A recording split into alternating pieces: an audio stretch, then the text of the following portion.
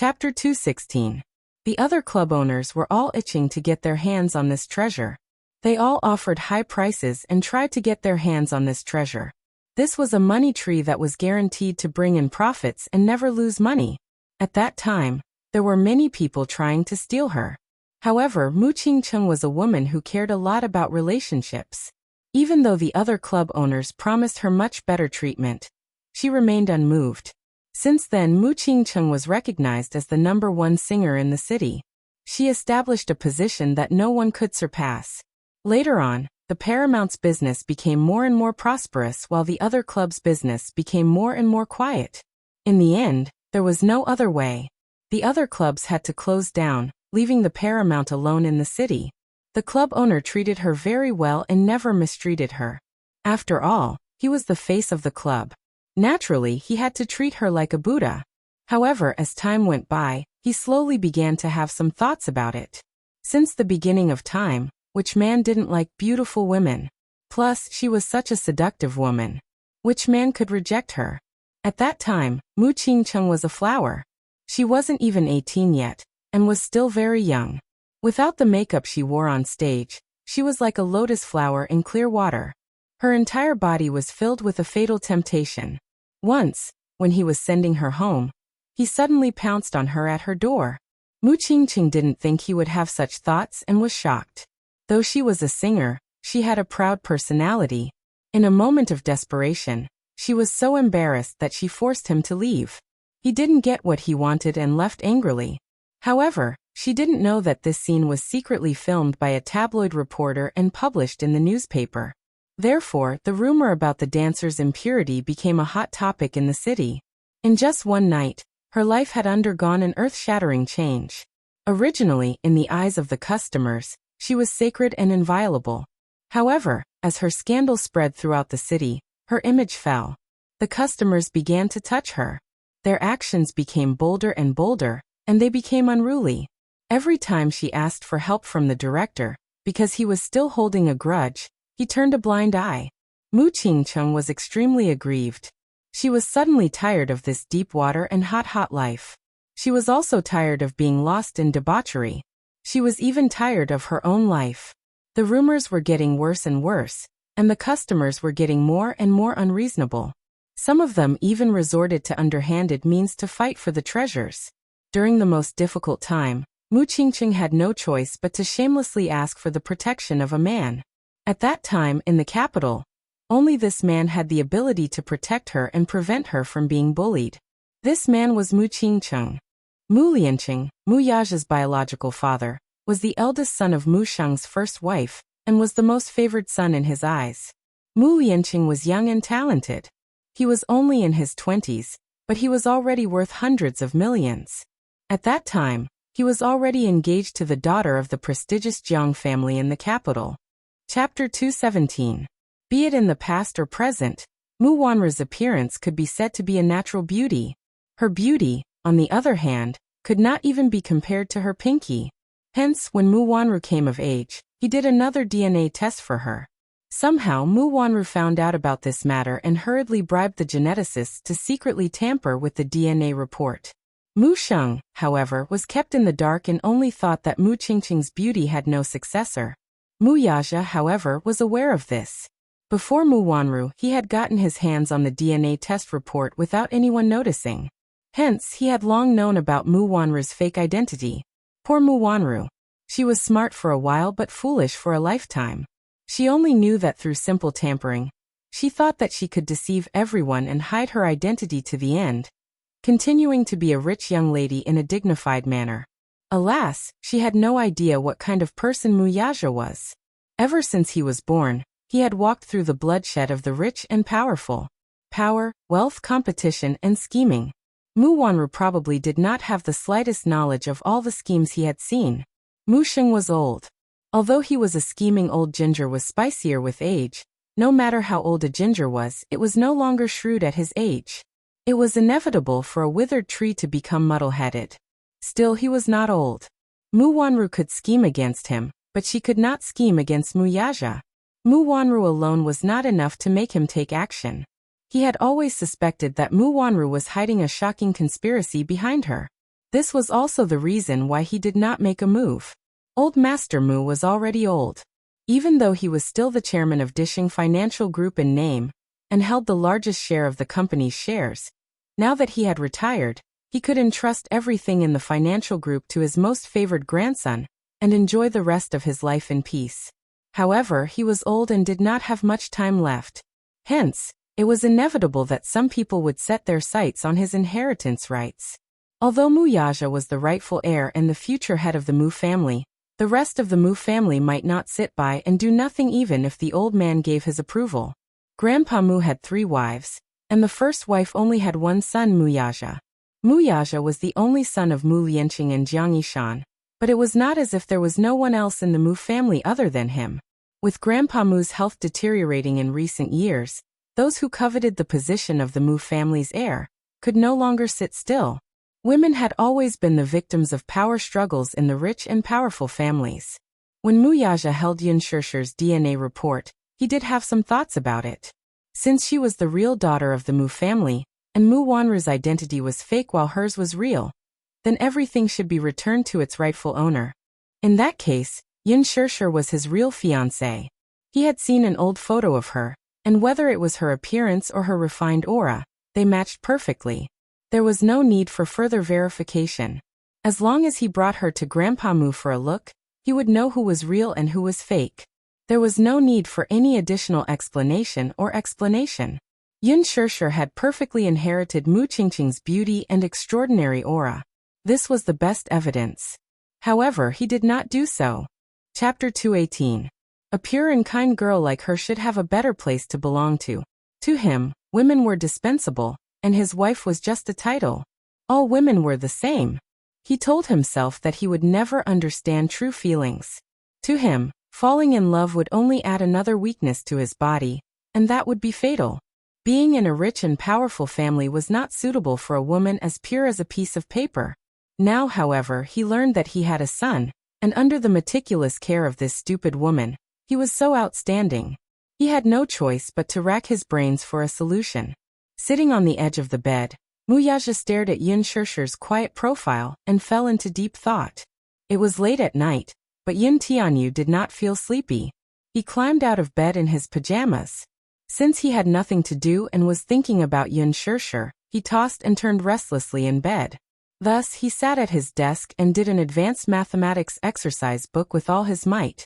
He switched on his computer and his inbox beeped. He clicked to open it. It was the information he had previously instructed Li Hanlin to investigate.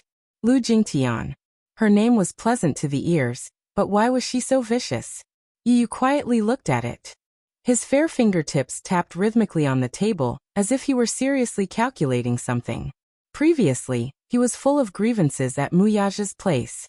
Now that there was no news from his mother, he was even more vexed. Therefore, he was not in the mood to ask about this woman for the time being. However, just as he was about to close his inbox, Li Hanlin sent him a few more emails. This time, it was a few videos he had obtained from the hotel's barbecue. In a hotel like this, the surveillance footage was kept secret. Unless the police were present at the scene, ordinary people would not have the authority to access it. He did not know how Li Hanlin managed to get his hands on it.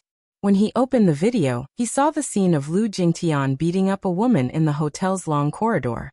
The reason he could recognize Lu Jingtian at a glance was that he had memorized her outfit at the gala. Her gown was highly recognizable, so it was not difficult to identify her. The cameras in the Imperial Palace Hotel were set up very discreetly, but the camera angle was broadened to the maximum, directly facing the corridor and the elevator door. Those who were familiar with the hotel knew that these two places had always been the focus of the surveillance cameras. Therefore, there were actually 2 videos taken from different angles. Lu Jingtian could be considered to have committed a crime. In a moment of anger, she forgot to choose a secluded spot, and directly went up to Yun Na to punch and kick her. Relying on her powerful and influential father, she did not have much scruples. The first video he clicked on was still a little blurry. From this angle, he could only vaguely make out Lu Jingtian's back.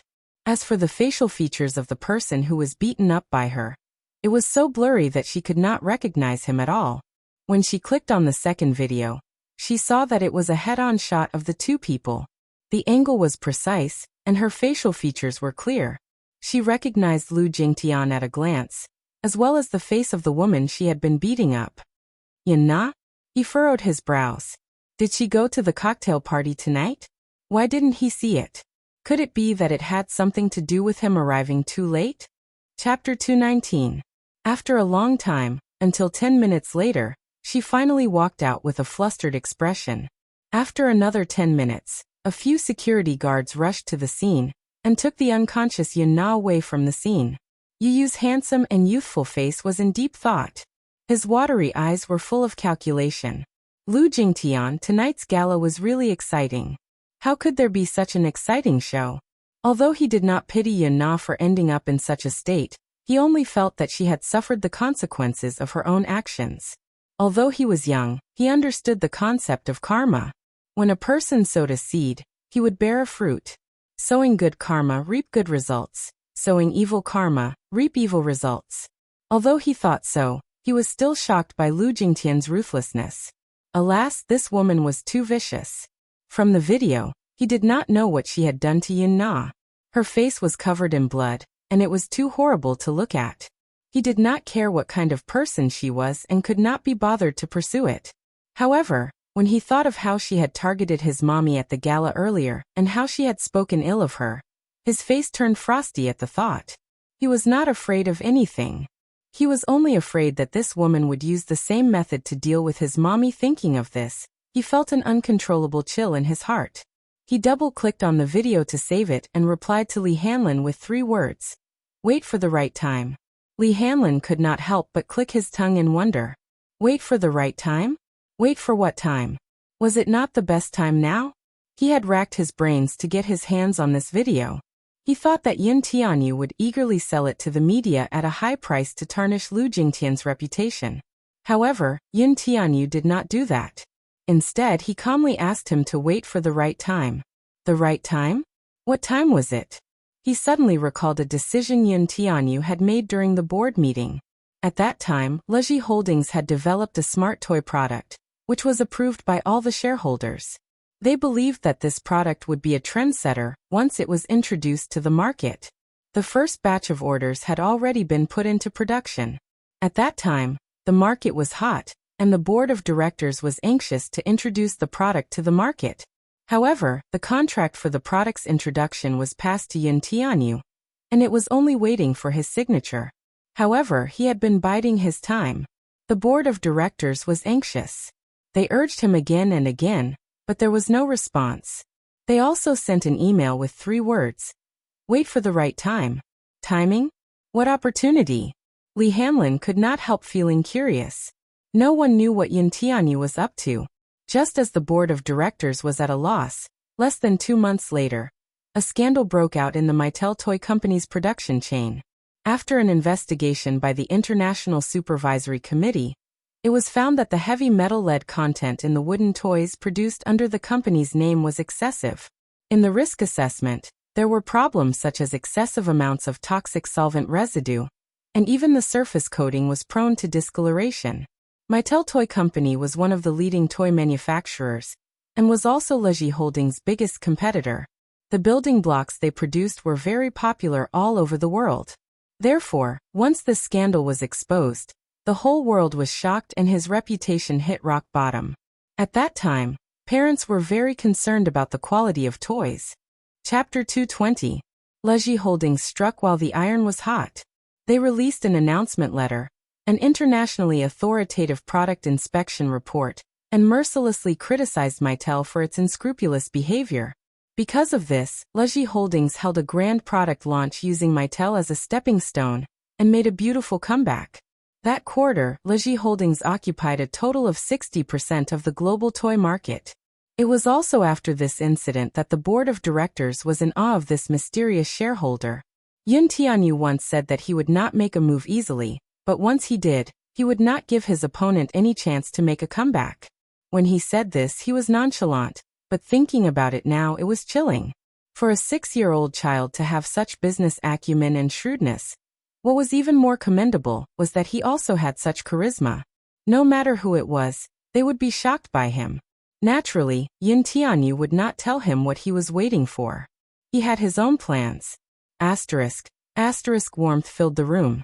It was rare for Yin Shishir to have such a good sleep. In the past, she had not been sleeping well. Most of the time, she would have nightmares, but this night, her sleep was exceptionally peaceful. At dawn, her biological clock, which had always been accurate, woke her up. The curtains were tightly drawn, so no light could pass through. The room was filled with darkness, but it was so oppressive that she almost couldn't breathe. Her head, which was hung over, started to hurt. The acid in her stomach kept churning, making her feel extremely uncomfortable.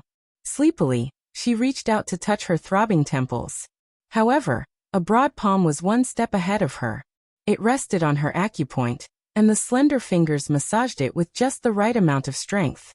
With a moderate amount of massage, the swelling pain in her head subsided a little. However, by the time she realized where this hand was coming from, with a buzz, a white light exploded in Yin Shishir's head. It was so dazzling that she lost her sight. She secretly peeked at the scene in front of her through a slit. She did not dare to open her eyes wide. She saw a man lying face to face beside her. His long arms held her against his chest domineeringly. Both of them were naked with only a blanket covering them. She looked down from the corner of her eyes and saw the hot scene.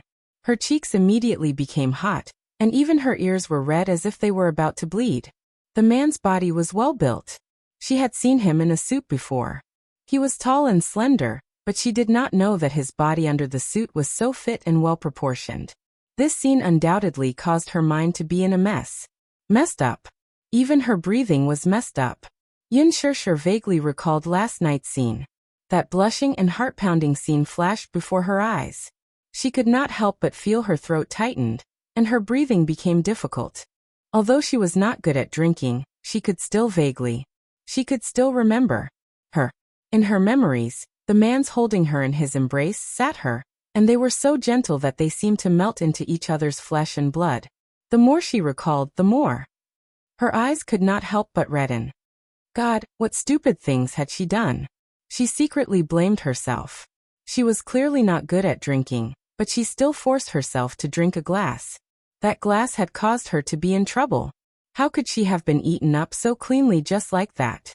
Chapter 221. Sensing her slight movement, the man woke up as well. He had always been a light sleeper. When he was young, under Mu Sheng's arrangement, he had entered the special military camp for special training. Hence, he had an amazing sense of danger. Even the slightest movement in his sleep would wake him up in an instant. You're awake. Mu Yaja lowered his head and inched closer to her. His warm breath brushed against her cheek, causing her face to flush red instantly. His voice was hoarse and languid, as if he had just woken up from a dream. His deep voice was actually so magnetic. The man's question startled her, though, and her heart thundered. She did not respond and immediately shut her eyes tightly. Her whole body stiffened as if petrified, and she did not dare to move recklessly. This was her first time sleeping with a man. She was so nervous that she could not even control her breathing. One moment, her breathing was rapid, and the next moment, she held her breath. Her nerves were extremely tense. One must know that she had never been in a proper relationship before. She had not even held a man's hand before. This was her first time sleeping with a man on the same bed. She was so nervous that she did not even know where to place her hands. Mu Yaja could not help but laugh. This woman was actually pretending to be asleep in front of him? Her acting skills were terrible and could not even compare to her precious son's natural acting skills. He could tell at a glance that she was pretending to be asleep. I know you're awake. Yin Shishir's heart skipped a beat when she heard this, but she still kept her eyes tightly shut. She suddenly turned around and pretended to mumble incoherently, as if she were sleep-talking. Her body, however, inched toward the edge of the bed, only wanting to get as far away from this vile man as possible. The man got up slightly and lazily propped his head up with one hand as he looked at her with a smile. It was as if everything she was doing now was just a meaningless struggle. Seeing that she had already moved to the edge of the bed, and was about to roll off if she moved even a little more, he could not stand it any longer and teased, "Now you know to run away?" Mu Yaja laughed inwardly. This woman was really stupid. He had already eaten her dry, but now she wanted to run away. Was it too late? The man reached out and scooped her up with his long arms. Yin Shirshir felt the world spin in front of her eyes. She held her breath and almost cried out. When she secretly opened her eyes again, she saw the man's handsome face magnified in front of her eyes. Wuxia flipped over and used his arms to support her. He held her under his body and enjoyed her incomparably shy expression. Yin Shirshir was incomparably vexed. Heavens, why did she have to wake up? Why didn't she just keep sleeping? When she woke up, the situation was so embarrassing that she didn't know how to deal with it. You're awake. Are you still pretending to be asleep? Yin Shirshir pursed her lips tightly. She was so embarrassed that she didn't dare to make a sound. She just closed her eyes tightly, trying to deceive him. But the man didn't seem to want to give her the chance. Wuxia's lips curled into a mischievous smile as he pinched her cheeks. Open your eyes and look at me, okay? He didn't use much strength. Yin Shirshir clenched her teeth, but she still didn't want to open her eyes. Opening her eyes would only make her more ashamed and unable to show her face. On the soft king-sized bed, it was his world at that moment. She didn't want to open her eyes, but he had plenty of ways to wake her up.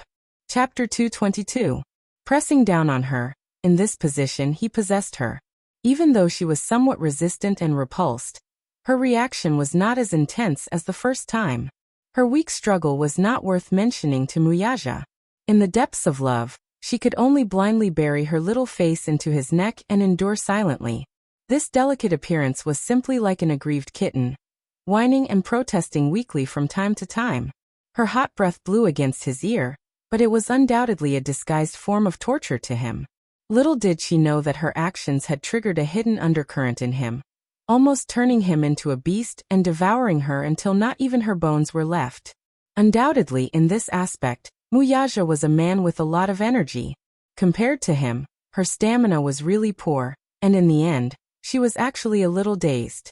There were a few times when he wanted to get her on top of him. However, her body was extremely weak, so he had no choice but to press down on her like this a few times, which could be considered to have satisfied him. When dawn came, he stopped. As for her, in the end, she could not resist the fatigue and her body was extremely weak.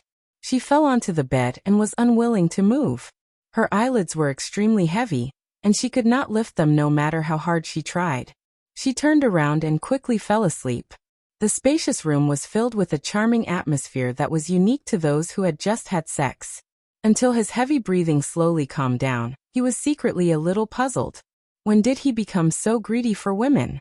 She lay on her side, her body unconsciously curled up into a small ball. Her messy black hair was scattered around the pillow, half covering her jade-like cheeks, and there was an indescribable charm to her. Her sleeping position was always curled up. He had once read a psychological study that said that women who slept in this position would always subconsciously lack a sense of security. Her appearance looked a little helpless, and it really made one feel pity for her. Wuxia lowered his head to look at her again. With just one glance, a certain part of him was stirred up again.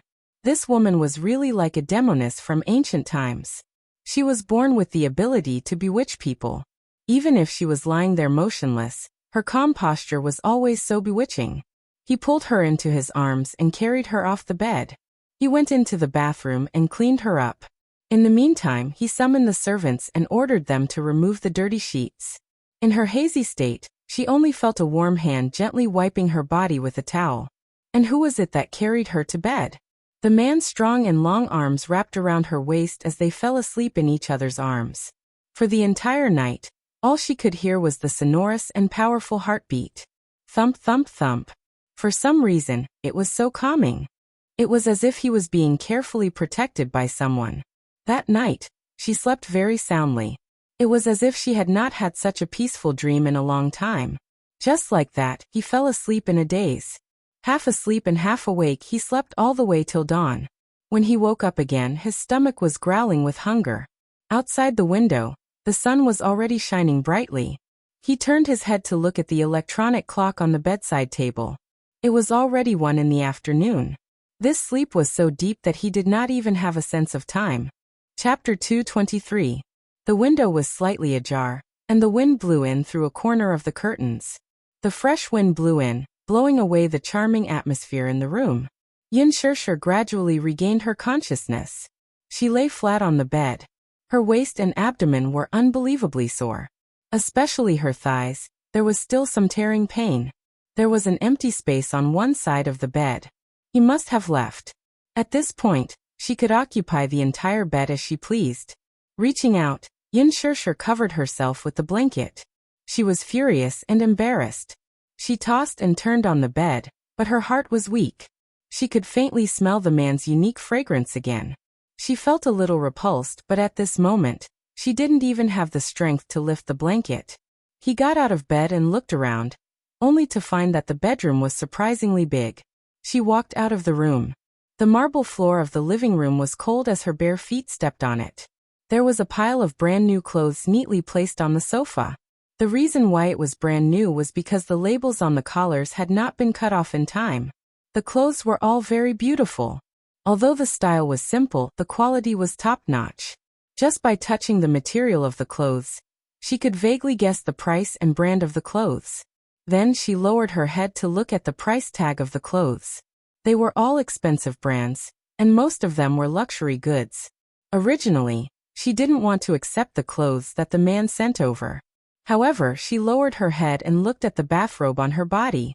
She couldn't always walk around in a bathrobe, so she took the clothes into the bedroom and changed. Just as she finished changing, her phone suddenly rang. She was shocked and walked over to pick up the phone. The incoming call was from Gu Xingze. She was slightly taken aback. Given the current situation, she even felt guilty to pick up this call. But why did she feel guilty? Yin Shirshir was conflicted. She didn't answer the call for a long time. After a few seconds, the phone rang again. It was still Gu Xingze calling. She pursed her lips and picked up the phone. Hello, Shirshir. On the other end of the phone, Gu Xingze's voice was a little hoarse, but his tone was gentle. He was afraid that he would scare her. The concern in his voice could not be concealed, causing her eyes to become slightly hot. She walked to the window and pulled the curtains wide open. The sunlight that came in immediately stung her eyes. Yes, Xingze. I heard from Qinzhou yesterday that you drank some wine and got drunk. Are you at home now? Yin Shirshir didn't know how to respond. She didn't even know where she was right now. Outside the window, there was an elegant scenery. This villa was located at the highest point, overlooking the entire villa garden. The scenery was beautiful. It's good that you're home safely. Did you just wake up? On the other end, Gu Xingze mistakenly thought that she had just woken up and said, I'm downstairs. Would you like to have a cup of tea with me? Yin Shirshir was shocked and blurted out subconsciously. I'm not home. There was a long silence on the other end. Where are you? Gu Xingze was a little confused. The car was parked downstairs. He got out of the car and looked up at the dark window of her house. He frowned slightly. Where are you? I'll come and pick you up. Chapter 224. Yeah. Gu Xingze wanted to say something but stopped himself. He only responded with a hum. He wanted to say something, but he realized with frustration that he was in no position to say anything.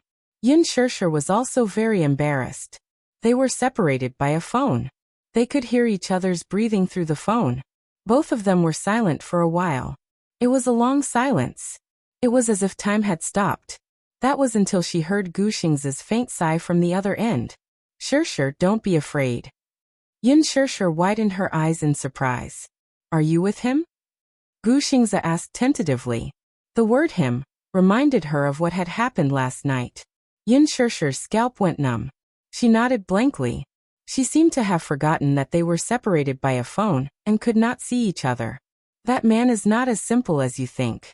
You'd better not have anything to do with him. Gu Xingze's voice revealed an inexplicable anxiety. That man was not as simple as he seemed. It was only yesterday that she truly understood the man's identity. The Mu family was the richest family in the capital. Dishing Financial Group's status was the center of attention. Mu Yaja, this man, had a supreme status from the moment he was born. She did not want to have anything to do with him from the bottom of her heart. There seemed to be a gap between them. They were two different worlds that could not be crossed. There was no future at all. Yin Shirshir said, I know. You don't know Shirshir. This man is not as simple as you think. He paused and his voice deepened. Do you like him? Like that man? No. How could she like such a domineering man? Yin Shirshir was stunned. She immediately shook her head. Her voice was like a broken machine. She could not make a sound. Seeing her silence, Gu Xingzi said slowly, that man is very dangerous. You will get hurt if you stay with him. Shirshir, I don't want to see you get hurt. After a moment of silence, he suddenly said, my heart will ache. Yin Shirshir's heart skipped a beat. Her brows furrowed as her mind went blank for a moment. Any woman would lose her resistance in front of a man's gentleness. Yin Shirshir felt the same way. She, who was originally armed to the teeth, instantly lost all her armor in the face of his gentle words. Her lips involuntarily curled into a smile. However, this smile did not last long. Mu Yaja's sullen, handsome face flashed past her eyes, and she suddenly recalled her current position. This man did not seem to like her to have any contact with other men. Regardless of her position, she was grateful to Gu Xingzi. But gratitude did not mean love to him. If she didn't like him, what right did she have to make his heart ache? She said calmly, Xingzi, thank you. I don't want to implicate you. Involved? Shirshir, listen to me. I may be much stronger than you think. He suddenly spoke, but it sounded like a gentle invitation. It was as if this man had spread his wings and gently invited her to hide under his protection. Shirshir, let me protect you, okay? Yin Shirshir's fingers that were holding the phone suddenly stiffened. She was caught off guard. Her heart seemed to have collapsed. Chapter 225. However, at this moment, she was immersed in her own world of contradictions, and did not notice the dangerous aura that was closing in on her from behind. It wasn't until her phone was snatched away by a large hand that she jumped in shock and reacted. She turned around, only to see the cold and silent man standing behind her. He was looking down at her with an extremely cold gaze. The coldness at the corner of his lips and the sharpness in his eyes revealed that this man was dissatisfied with her at this moment. Shirshir, are you? Gu Xingzi's worried voice came from the phone. However, before he could finish his sentence, the cell phone flew out of the window in a beautiful parabola, along with it. You? Her eyes widened in shock as she watched her phone fall to the ground and shatter into pieces.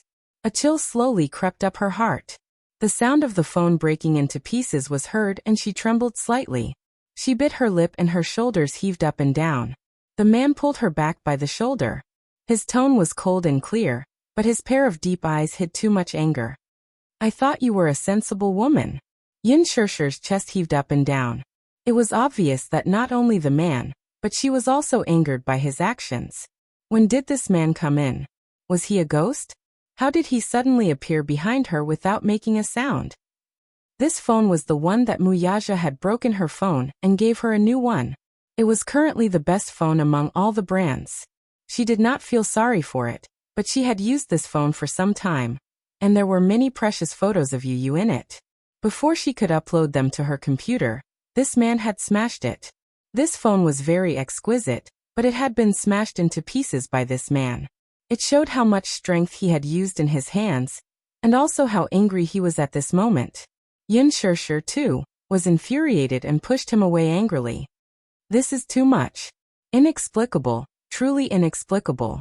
Why are you acting crazy for no reason? She was furious, and all the anger that she had accumulated last night was unleashed. She had always been a gentle person. She knew when to advance and when to retreat. She also knew that she had always left people with leeway. She rarely got angry, and it could even be said that she had a very good temper. She rarely got into disputes with others. This was because Yu had once said that he liked the way she smiled. So, she tried her best to control her temper. But, however, this man had gone too far time and time again. After the outburst of anger, Yin Shirshir walked around him and headed for the door. Mu Yaja grabbed her arm. Where are we going? Go home. Back to my home. Go home? Not necessarily. The man sneered. Are you going to look for him? Gu Xingzi, the man who can protect you? So what if I look for him? It's none of your business. Anyway, I don't want to stay with a lunatic like you. Yin Shirshir gritted her teeth and glared at him with her red eyes. She shook off his hand forcefully. She was caught off guard and was pulled back by the man. The back of her waist hit the windowsill. The sudden pain caught her off guard and she cried out in pain. Wuxia, are you crazy? You appeared behind me silently and got angry for no reason. Are you crazy? Chapter 226. Woman, don't you know your own identity? Do I have to remind you of your current identity for you to understand what you should do and what you shouldn't do? My identity? What's my identity? Tell me, what's my identity? Yin Shirshir flew into a rage out of humiliation. She seemed to understand the meaning of the man's words in an instant. She grabbed his collar with both hands and said in a trembling voice, You mean I'm your lover, your woman, and your possession? Is this the identity you're talking about? Wuxia looked down at her from above. His expression was cold, but he didn't say anything. It was as if he acquiesced to her questioning. Yin Shirshir laughed coldly all of a sudden. Wuxia, how can you be so overbearing? What do you take me for? What do you take me for? Your toy? Your personal item? Do you want me to come and go as you please? Isn't that the case? The man retorted coldly. He was obviously agitated by her words and his face was ashen. Your little mouth is so fierce. Do you have to be so stubborn? You're my woman now. Since you're my woman, please have some self-awareness. Don't go around flirting with other people. I don't like my things being touched by other people. I don't like it. Your things? Isn't that the case? Everything on you, including your person, is mine. The man's domineering declaration was like an iron law that couldn't be questioned. Yin Shirshir laughed coldly as if she had heard the funniest joke in the world. She laughed softly and looked at him in disbelief. A trace of sparkling tears appeared in her red eyes. Am I your thing? You keep saying that I'm your woman, but what do you take me for? Your toy. Your personal item. All right, since that's the case, I'll return it to you. As she said that, she lowered her head and quickly unbuttoned her shirt. She took off her coat and threw it on him. She shouted herself hoarse. I'll return it to you. I'll return it to you. I'll return everything I owe you. Take it all. Wuxia looked angry. He grabbed her shoulders and stopped her. Why was this woman so stubborn? Was that what he meant? Was that what he meant? Must you belittle yourself like that? Am I belittling myself? You're the one belittling me. After a pause, she laughed coldly and mockingly. Flirting with other people? You're the one who's provoking me. Have I provoked you? Am I so cheap as to cry and beg to be your woman, and ask you to keep me as your mistress? Am I shamelessly sticking myself to you? No. You're the one who's been provoking me. Wuxia, why must you force me to do this? What's wrong's wrong? I only signed an unequal treaty with you 6 years ago. I admit that I was willing to sign this agreement. You didn't force me. Based on this contract, you've given me a sky-high amount of compensation. But I used my rights as a mother in exchange for your reward. If my father wasn't in danger, do you think I'd be willing to do this? 10 million? 100 million? Can I get my child back? Can I get my rights as a mother back? I'll give you 100 million and you'll give me your child. Are you willing? Are you willing? Chapter 227. Her confession was like a sharp knife that cut open the sadness that she had tried so hard to hide, causing her to bleed profusely. She had drifted from place to place since she was young, and she had never even seen what her biological father looked like. As far as she could remember, she only knew that she had a mother, but this closest relative had left her when she was still young. She finally had a family. Although Yin Yeching was not related to her by blood, he had still given her a family. Even if the members of this family were not friendly to her, she had never lacked for food and clothes. Repaying kindness was a principle that she had always believed in. One had to know that when her father was at his wit's end, he had been saving up a sum of money for her postgraduate studies. Her heart was not as hard as iron that she could watch her father be driven to his wit's end. She had no choice but to sign that humiliating contract. Was this what she wanted, though? She only wanted to protect her family. Wuxia was caught off guard by her series of questions. He had never seen her lose control of her emotions. The current her was in despair and helplessness. The strength that she had tried so hard to portray seemed to have crumbled all of a sudden. What did I do wrong in my past life? Do I owe you anything? Or was he a heinous criminal who had killed someone and set the place on fire? Yes. I'm in the wrong. I shouldn't have taken away your child, but you. That's my child too. I'm willing to take responsibility for the breach of contract. I'll repay you with everything I have in this lifetime. You wanted me to stay by your side, and I agreed to it. Can you humiliate me like this though? I'm a person, not an object. I have thoughts, feelings, and emotions. I know pain too. Why are your words always like knives, stabbing me so painfully? I'm your woman. Shouldn't I have dignity? Don't I have the right to even have a human's basic dignity? How lowly am I that you have to trample on me like this? Just because I'm your woman, I have to open my body at your command and let you do whatever you want. Is this what you want? I'm not. Wuxia suddenly grabbed her cheeks and shouted, "Shut up." He felt like he was about to suffocate when he heard her confession in her heart. Every word made him shudder with fear. He hated the way she talked to herself. Was he like this? Was he that bad in her eyes? At his shout, she bit her lip and didn't say another word. Yin Shirsher glared at him, tears pouring out like a river. However, how could the grievances and bitterness that she had accumulated over the past 10 years be wiped out by a few heartfelt shouts and a few tears? She was not a puppet. She also had human senses. When she was happy, she wanted to laugh. When she was sad, she wanted to cry. But she could not cry. Yu was afraid of her tears. He was afraid that she would be sad. Therefore, she tried her best to hide her cowardice. Perhaps Yun Na was envious of her luck. She was able to gain Lin Fengtian's recognition and enter the entertainment industry in one go. Perhaps her future would be limitless. However, she was also envious of Yun Na for having a father and mother who pampered her unconditionally. They cared and tolerated her. She only wanted to be a normal woman with flesh and blood, not a walking corpse. She wanted to be loved, tolerated, and protected.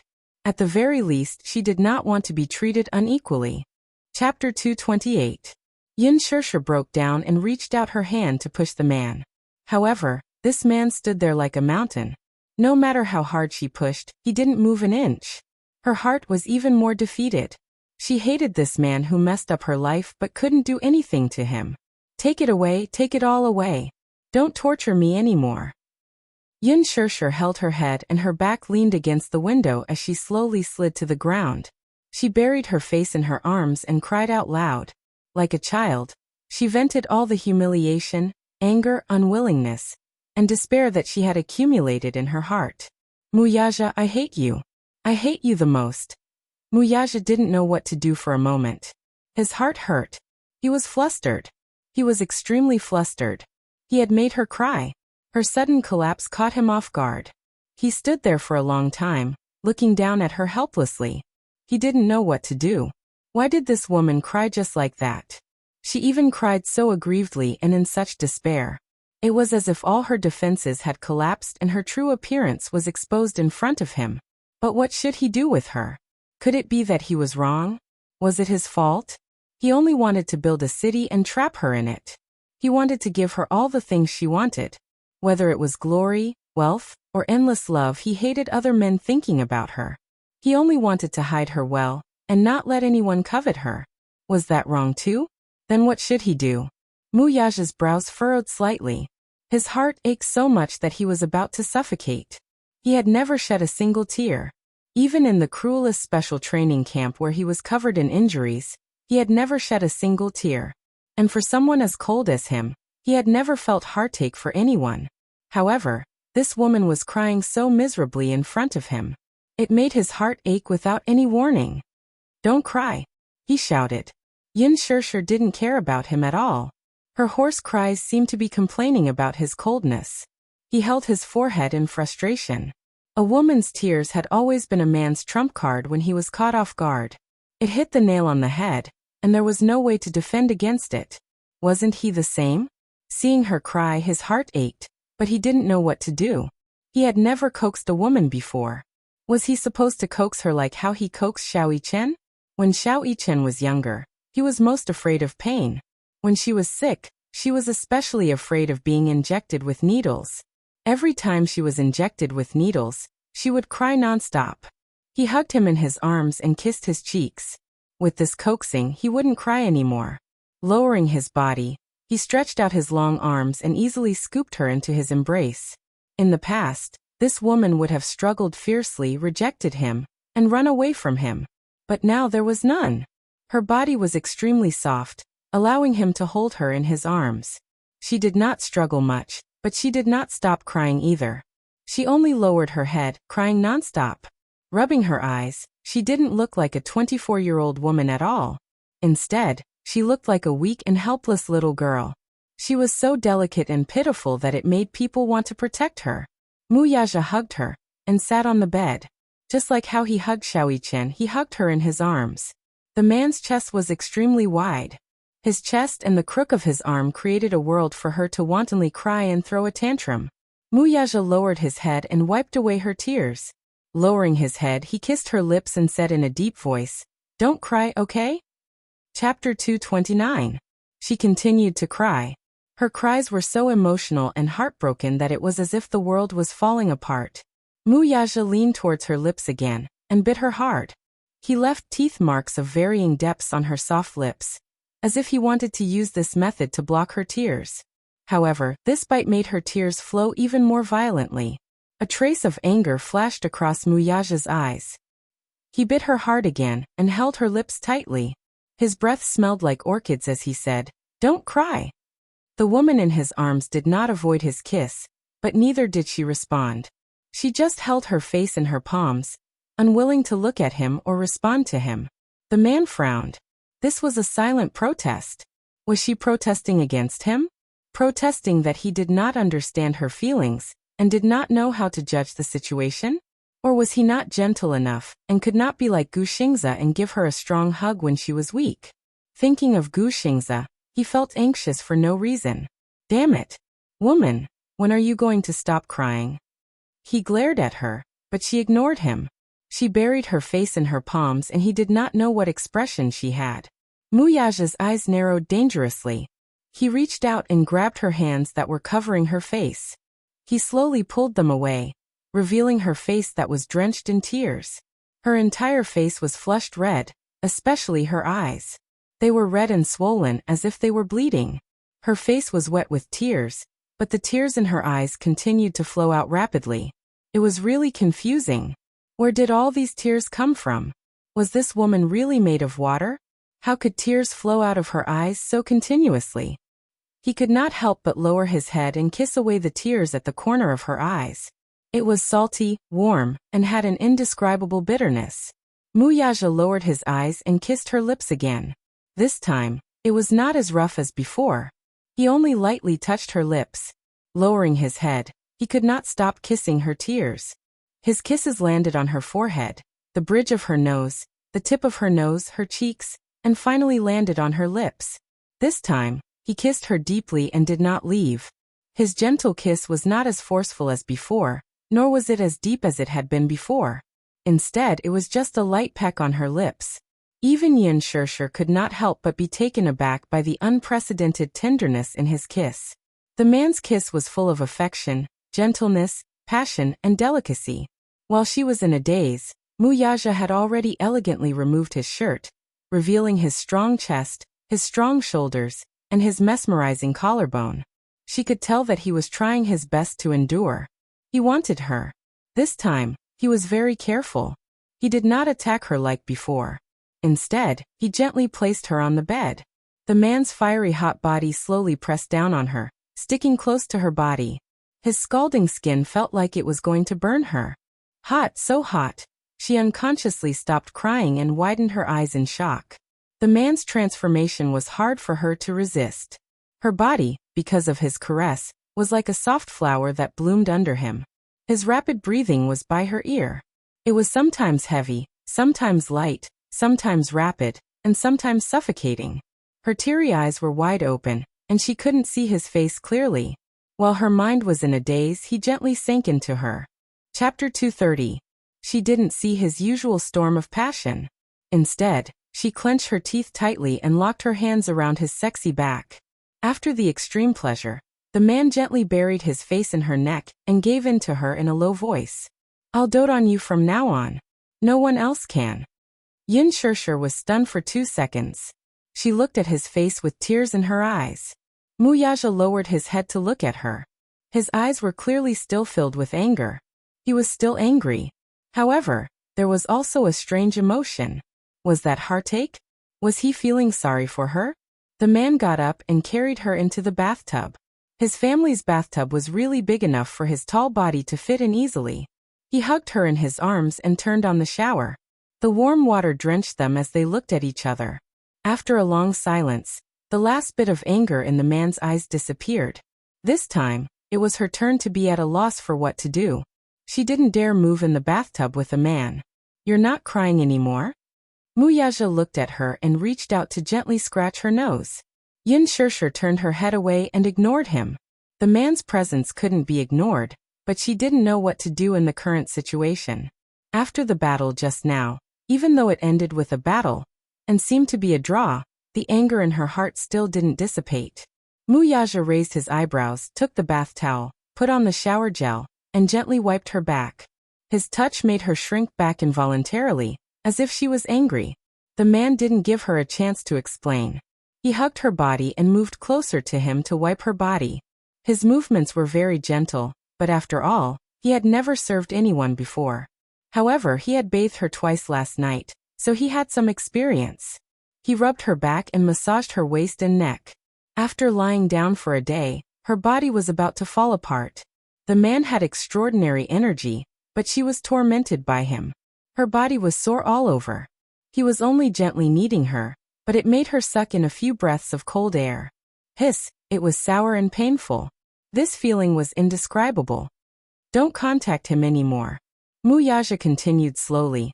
I will change the male lead for that movie. Yin Shirshir's eyes suddenly widened. She turned around and saw Muyaja looking at her calmly. Their eyes met. Switch. Why do you want to change people? I don't like him looking at you. Suddenly he added. I don't like him touching you. I don't like him kissing you. It's that simple. Yin Shirshir glanced at him from the corner of her eyes. She was stunned by his words of dislike. Why not? Dazzling. He pursed his lips. He just didn't like her interacting with other men. Muyaja, why do you care so much about me interacting with other men? Muyaja said matter-of-factly, you are my woman. Why? Muyaja looked at her expression and tensed. Don't change people. She didn't want to implicate Gu Xingze. Why? Do you feel sorry for him? Muyaja's lips curled into a mocking smile. Don't tell me you like him? No. Chapter 231. Yin Shirshir glared at him angrily. Why couldn't this man tell right from wrong? How could he tell that she liked Gu Xingze? Muyaja laughed coldly. There was a strange emphasis in his tone. It's very suspicious that you care so much about him, isn't it? Yin Shirshir was stunned. Men usually didn't feel anything when they said it themselves, but she sharply sensed that his tone was strange. It was as if he was jealous. In the past, when she hugged other children in front of Yu also had the same expression on his face. His tone was also filled with jealousy. She raised her eyebrows, but thought that she was overthinking it. She said, but Gu Xingze is indeed an outstanding actor. I've seen his movies before. His acting skills are very strong, and his overall performance is very strong. After all, he has been in the entertainment industry for 10 years. He has a lot of experience. She continued talking to herself, but she didn't notice that a certain man's expression was constantly changing. He stared at her. When she mentioned Gu Xingze, his eyes couldn't hide the respect and admiration he had for Gu Xingze. In his heart, he was a little unhappy. He got up slightly and leaned his broad upper body towards her. He lifted her arms up high and held her palms, trapping her between the wall and his chest. He suddenly got up, causing the water in the bathtub to overflow and soak the floor. Yin Shirshir widened her eyes in shock. Her arms were lifted high above her head. She wanted to struggle, but his arms were much longer than hers. She couldn't resist at all. Behind her, her back was pressed against the cold tile surface. A bone-chilling coldness spread from her skin to her limbs. In front of her was his scorching hot male chest. If women were made of water, then this man's body was probably filled with raging flames. His scalding skin was sticking close to her naked body. Her back was 9 feet of ice, but in front of her was a raging inferno. It was as if she was in the midst of ice and fire. What are you doing? She glared at him angrily. She didn't know what was wrong with this man. Wuxia stared intently into her eyes. His deep, almond-shaped eyes narrowed dangerously as he spat out a few words from his thin lips. They were as cold as ice cubes. Are you admiring other men in front of me? Yin Shirsha retorted. Isn't that so? Gu Xingze is gentler than you. He's more romantic than you. Moreover, he's talented and has always taken good care of me. Ha! Then is he as handsome as me? Is he as wealthy as my family? He pursed his lips in disdain and rebutted her with a serious expression. The anger in Yin Shirsha's eyes suddenly dissipated.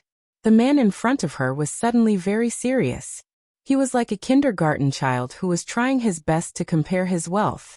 Just like the 4-year-old Yu, when she was carrying the neighbor's child, she also questioned her in a fit of pique. Mommy, why are you carrying another child? Is he cuter, prettier, and smarter than me? Does mommy not love me anymore? She was like a pitiful puppy biting its tail in front of her, complaining that she was giving her love to another child. The difference between her and Yu was that even though Wuxia pretended to be disdainful, she could tell that this man cared a lot about her evaluation of other men. Chapter 232. Wuxia, you're really like a child. Shut up. Wuxia's face stiffened as he said coldly. Alright, I understand what you mean. You just want me to say that Gu Xingze is not as handsome as you, not as gentle as you, and not as good as your family background. You're so serious. You're really like a kindergarten child. Are you really 28 years old? Wuxia glared at her coldly, grabbed her chin and bit down hard. You sharp-tongued little thing. She was pitiful when she was pitiful, but she was so hateful when she was hateful.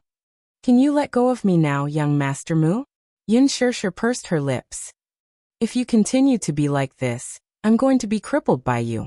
It's best if you're crippled. Wuxia said coldly, but he let go of her and leaned back lazily. Yin Shirsha rubbed her wrists unhappily. This man was really strong. She couldn't tell that he was so well built under his suit because he usually dressed so well.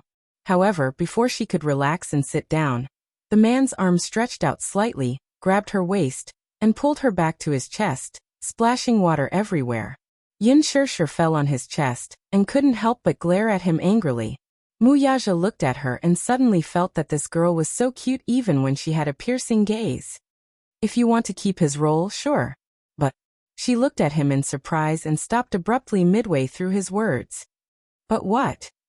I'll tell Lin Fengtian when the time comes. Wuxia's lips curled up as he spoke. Even though the biggest investor for the Green Apple was not Huan Yu, it did not mean that he did not have a say in the casting of the film. Huan Yu Corporation was the one who had filed a case with the film and television headquarters for this movie. The initial funds for the preparation were also provided by Huan Yu Corporation. When Lin Fengtian invited Gu Xingze to act in the movie, it was also with his approval. After all, he was a capitalist. Investing in a movie was also a business. Naturally, he would not do a losing business. Gu Xingze's box office appeal was not to be underestimated. If he was cast as the male lead, he would at least hold up half of the box office. However, he did not expect that Yin Shirsha would be the female lead. At first, he did not get involved in the casting of the female lead. However, the interaction between Gu Xingze and her at the cocktail party last night was too much of an eyesore. He was a businessman, but he was also a man. In his heart, he had already placed Yin Shirsha under his name. Naturally, he didn't want any other men to covet her. As a man himself, how could he not see that Gu Xingze cared too much about Yin Shirsha? Was this how a senior valued a junior?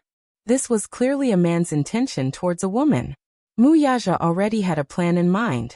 However, later on, when Lin Fengtian received Wuxia's 3-point agreement, he was completely confused. At first, he thought that Wuxia had specifically asked him to take care of Yin Shirsha. Naturally, he agreed without thinking. Even without Wuxia's request, he would have taken good care of this newbie. This was because he personally acknowledged this newbie with unlimited potential.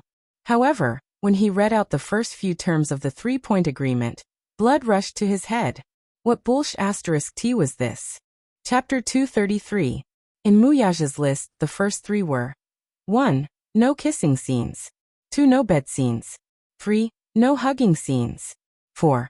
Just the first 3 points alone made Lin Fengtian so angry that he almost vomited blood. What did that mean?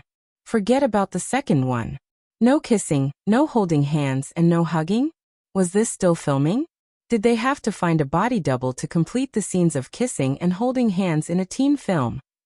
When he found Muyaja to protest, the latter sat at his desk and did not even look at him. He said coldly, "Shoot if you want, otherwise get lost." Lin Fengtian was so angry that he almost had a stroke. What could he do? What else could he do? Who was Muyaja? He was the crown prince of Disheng Financial Group. Everyone in Huanyu Entertainment had to follow his orders. What was the use of his protest?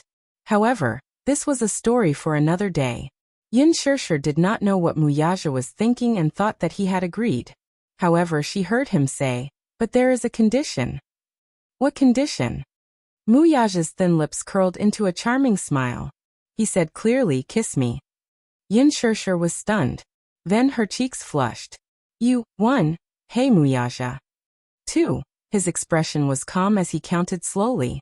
He was so relaxed that he looked like a high and mighty monarch waiting for her obedience. Yin Shishir was flustered and exasperated, but there was nothing she could do. She slowly inched closer to him. Ripples appeared on the surface of the water. Their bodies were gradually pressed together. She held his face in her hands and planted a gentle kiss on his warm lips. When she raised her head, she saw the man's pair of pitch-black jade-like eyes, igniting a cluster of flames. Yin Shishir's shoulders trembled. His eyes were very deep and dark, hiding a trace of desire that could not be seen. She couldn't tell, but she could tell that he was hiding something. Thus the two of them faced each other like this. She did not dare to move at all. That's it. What else? Yin Shishir frowned. Woman, your kissing skills are really bad.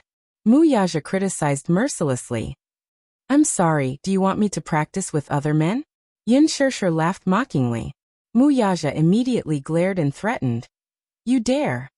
He reacted violently as if someone had stepped on his tail. If you don't have any kissing skills, do you? Is there a need to bite when kissing? She retorted in embarrassment. Was it her fault? She had never had a proper boyfriend before. At the age of youth, while other girls were enjoying the beauty of youth and having passionate relationships, she was working hard to earn credits, raise Yu, and work to study. Not to mention kissing skills. Even holding hands with Gu Xingza at the cocktail party made her so nervous that her heart was beating like thunder. Muyaja smiled wickedly and said, Do you want to try whether I have any kissing skills? Who wants to try it with you? Yin Shishir blushed and said in confusion. Unexpectedly, the man did not seem to have any intention of asking for her opinion. He turned her face and pressed his thin lips against hers without restraint. This kiss was not like the one before, where he was attacking her. Instead, it was a gentle kiss on her lips. His moist tongue gently outlined the shape of her lips, delineating them in detail. Sometimes, he would crush them heavily, and sometimes he would stay away from them.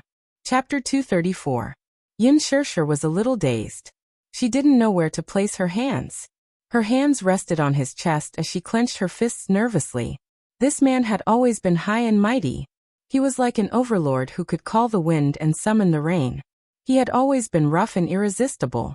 However, she couldn't react to his sudden gentleness. On one hand, he was cold and domineering. On the other hand, he was gentle and protective, as if he was holding her in the palm of his hand. Which one was the real him? Yin Shishir couldn't tell which direction she was heading in. He was immersed in it. She was also immersed in this tenderness and couldn't come back to her senses. Gradually, she knew how to respond slowly.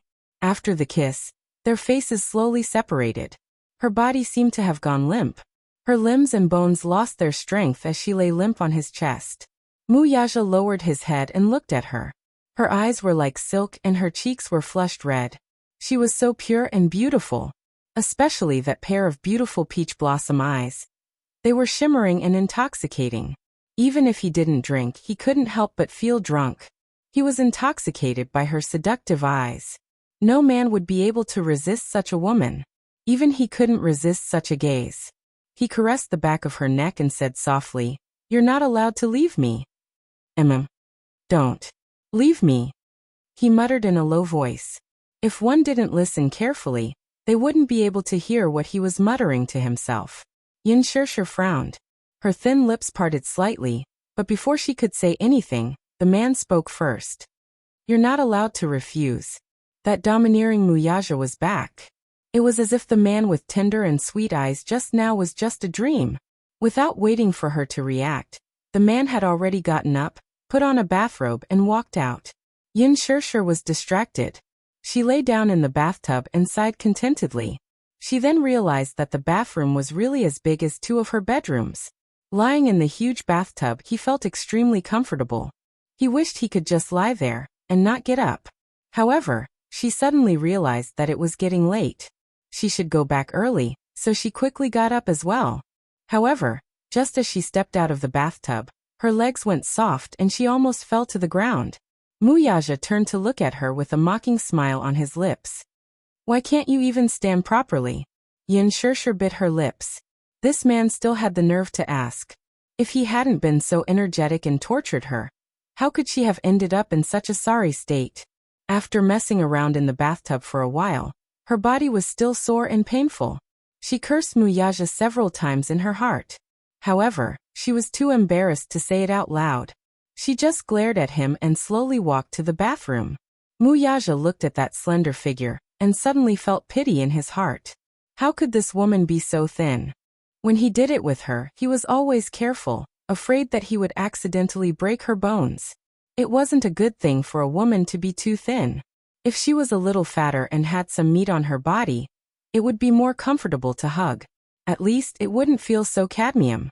However, although she was thin, perhaps it was because she had been breastfeeding, her figure was still quite good.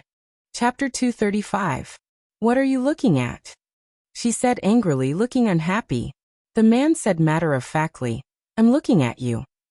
Yin Shirshir pursed her lips and moved her body away, but she saw that he was still staring at her body. That unrestrained gaze swept up and down her smooth body, unable to hide the ridicule in his eyes. She couldn't help but fly into a rage out of humiliation. "Don't look anymore." "Why are you shy?" Muyaja smiled. Yin Shirshir couldn't take it anymore and walked up to him and forcefully pushed him out of the door. "Get out!" With a pung sound, she locked him out of the door. The man's lips curled up and he chuckled. This was clearly shy. However, he was kind enough to not tease her anymore. Wearing a bathrobe, he walked out of the bathroom looking refreshed and sat on the sofa. He held a glass of red wine in his hand and casually flipped through the newspaper that the helper had passed to him. When he saw the headlines published in the newspaper, his gaze deepened and he took a sip of the red wine. His face was full of self-satisfaction. When she walked out, she saw that he was holding his head in one hand and flipping through the newspaper with the other. She suddenly felt that the situation was a little awkward. He was so comfortable, but she was a little uneasy. Muyaja turned his head and looked at her with a pair of playful eyes. The corners of his lips couldn't help but curl up into an interested smile. The current her had just taken a bath and her body exuded a refreshing fragrance. Her wet black hair was draped over her shoulders, and because she had just taken a bath, her fair little face was pink and tender. It was really a blush on her fair skin. A pair of watery big eyes stared at him shyly. Her hands were crossed in front of her chest as if she was shy and afraid. Her eyes were filled with a sense of vigilance. That innocent and messy gaze was as if she was afraid that he would eat her up. But it was this kind of small gaze that made it even more alluring.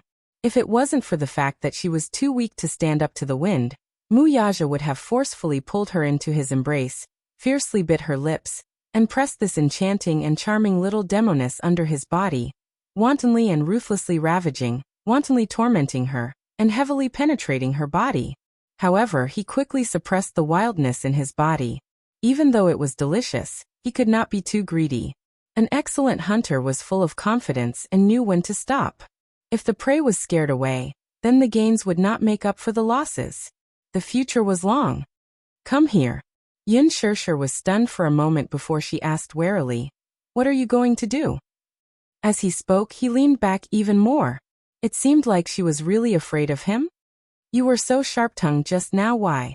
Wuxia chuckled and gently swirled the goblet in his hand. He raised his eyebrows and said, Are you afraid that I'll eat you up? She was really afraid that he would eat her up. This man was too energetic. She was really afraid that he would eat her up until not even her bones would be left. Yin Shirshir pursed her lips and moved a few steps. Her buttocks carefully sat on the sofa, but she sat far away from him. This scene was weird no matter how one looked at it. If it was any other woman, this kind of opportunity, they would immediately stick to him passionately. But this little woman seemed to be rather afraid of him. Wuxia gently took a sip of the dry red wine and patted the seat beside him with his big hand as he said in a deep voice, Sit over here. What? Why are you sitting so far away from me? Chapter 236. Then you don't want that? She said hesitantly. That? What? Wuxia raised his eyebrows, but he quickly understood what she meant. So she was really worried that he would eat her up. All right, stop fooling around. Come here. His voice hardened. Yin Shirshir's shoulders could not help but tremble slightly. She was not very willing in her heart. However, she did not dare to go against his orders. Thus she moved inch by inch to his side. When she got closer, she could easily smell the faint fragrance on his body. This fragrance was quiet and elegant, just like the fragrance of magnolia. Wuxia caressed her hair with one hand. It was wet, but it still had a warm air to it. He rubbed it hard and raised his eyebrows. You ran out with your hair still wet? It was very easy to get a migraine like this. Women, especially at her age, needed to take care of their bodies the most. If she did not blow dry her hair in time, the moisture would enter her body. When she was slightly older, she would always have headaches. This girl really did not know how to take care of herself at all. Did she not even know this bit of common sense? Yin Shirshir shook her head and said, My hair usually dries naturally after I take a shower. Wuxia pinched her cheeks. He did not use too much strength, but there was a hint of teasing. Go and get a hairdryer. Otherwise, you'll catch a cold. As soon as he said that, Yin Shirshir widened her eyes in disbelief. Was this man concerned about her? Hearing his almost doting tone, Yin Shirshir felt a little warm in her heart. One had to know that in all her life, it seemed that only her father cared about her so much and loved her so much. Ever since her father went bankrupt and her family fell, she had to live under someone else's roof. She could be considered to have been treated coldly. Li Qin and Yin Na always treated her indifferently. In school, because she was always immersed in her studies, she was not close to other students. She was considered a loner in school. The homeroom teacher was very caring towards her, but Yin Shirshir was really a girl who knew how to be satisfied. She was also a girl who was easily moved. Because of his words, her little face actually turned red. I don't know where to find a hairdryer. In the first drawer of the counter. Oh. Yin Shirshir nodded. She stood up and ran in. He opened the first drawer and saw a large white hairdryer. She picked it up. The hairdryer was very beautiful. At first glance, she could tell that it was very suitable for him. It also looked very high class, just like the ones in the barbershop. However, this hairdryer was really too big and too heavy. She couldn't even hold it with one hand. She felt that it was quite heavy just by holding it, let alone using it. Moreover, her hands were soft and didn't have much strength. The hairdryer was too heavy. After plugging it in, Yin Shirshir began to blow-dry her hair clumsily. She rarely used the hairdryer because she had too little time. When she was in school, she had to work, study for credits, and rush out her thesis. After working, she would always go home very late. In the morning, she would squeeze out time to wash her hair and rush to work. She would let the wind blow-dry her hair naturally. Therefore, she rarely had the leisure to blow-dry her hair after taking a shower. Because the hairdryer was too heavy, she had no choice but to hold it with both hands and blow her hair with a strong gust of wind. She naturally didn't know much about blow-drying her hair. She only knew that she had to dry it as soon as possible. Therefore, she turned the wind speed to the maximum. This was bad. Her beautiful hair was blown into a mess just like that. Yin Shirshir furrowed her brows in annoyance. She clumsily used one hand to tidy up her hair, but it became even messier. Wuxia heard a few soft moans coming from the bathroom from time to time. He couldn't help but feel a little strange. What was this girl doing again? When he walked to the door to take a look, he couldn't help but be stunned. He saw that Yin Shishir's hair was blown into a mess. The ends of her hair were tied up in knots. At this moment, this little idiot was holding up a comb to comb her hair. However, her hair was half dry and half wet. It was difficult to comb it. She was in so much pain that she looked embarrassed. It seemed like she was in so much pain that tears were about to fall. Chapter 237. He lowered his head, looking very patient and very serious. What surprised her was that these messy knots in his hands were quickly defeated in just a short while. Stupid woman, you don't even know how to blow-dry your hair? As Wuxia spoke, he picked up the hairdryer and turned on the gentle wind, gently drying her hair for her. His slender fingers weaved through her hair with the warm wind, drying strands by strands as his fingertips rubbed her acupuncture points from time to time. Such a gentle action made Yin Shishir sigh contentedly and moan softly. She lazily closed her eyes and her lips couldn't help but curl up in bliss. So comfortable. She occasionally went to the hairdresser's to get a haircut, and the hairdresser massaged the acupuncture points on her head like this. The man's technique seemed very professional, and didn't lose out to the hairdresser's technique at all. This feeling was really good. In the past, her father had also washed and dried her hair for her. She had lived with her father since she was young, so for a period of time, for her sake, her father didn't hesitate to ask the neighbor's auntie how to tie her hair. Even though the results weren't very good, the twin ponytails were often one high and one low, and the ponytails were tied so tightly that even her scalp felt tight.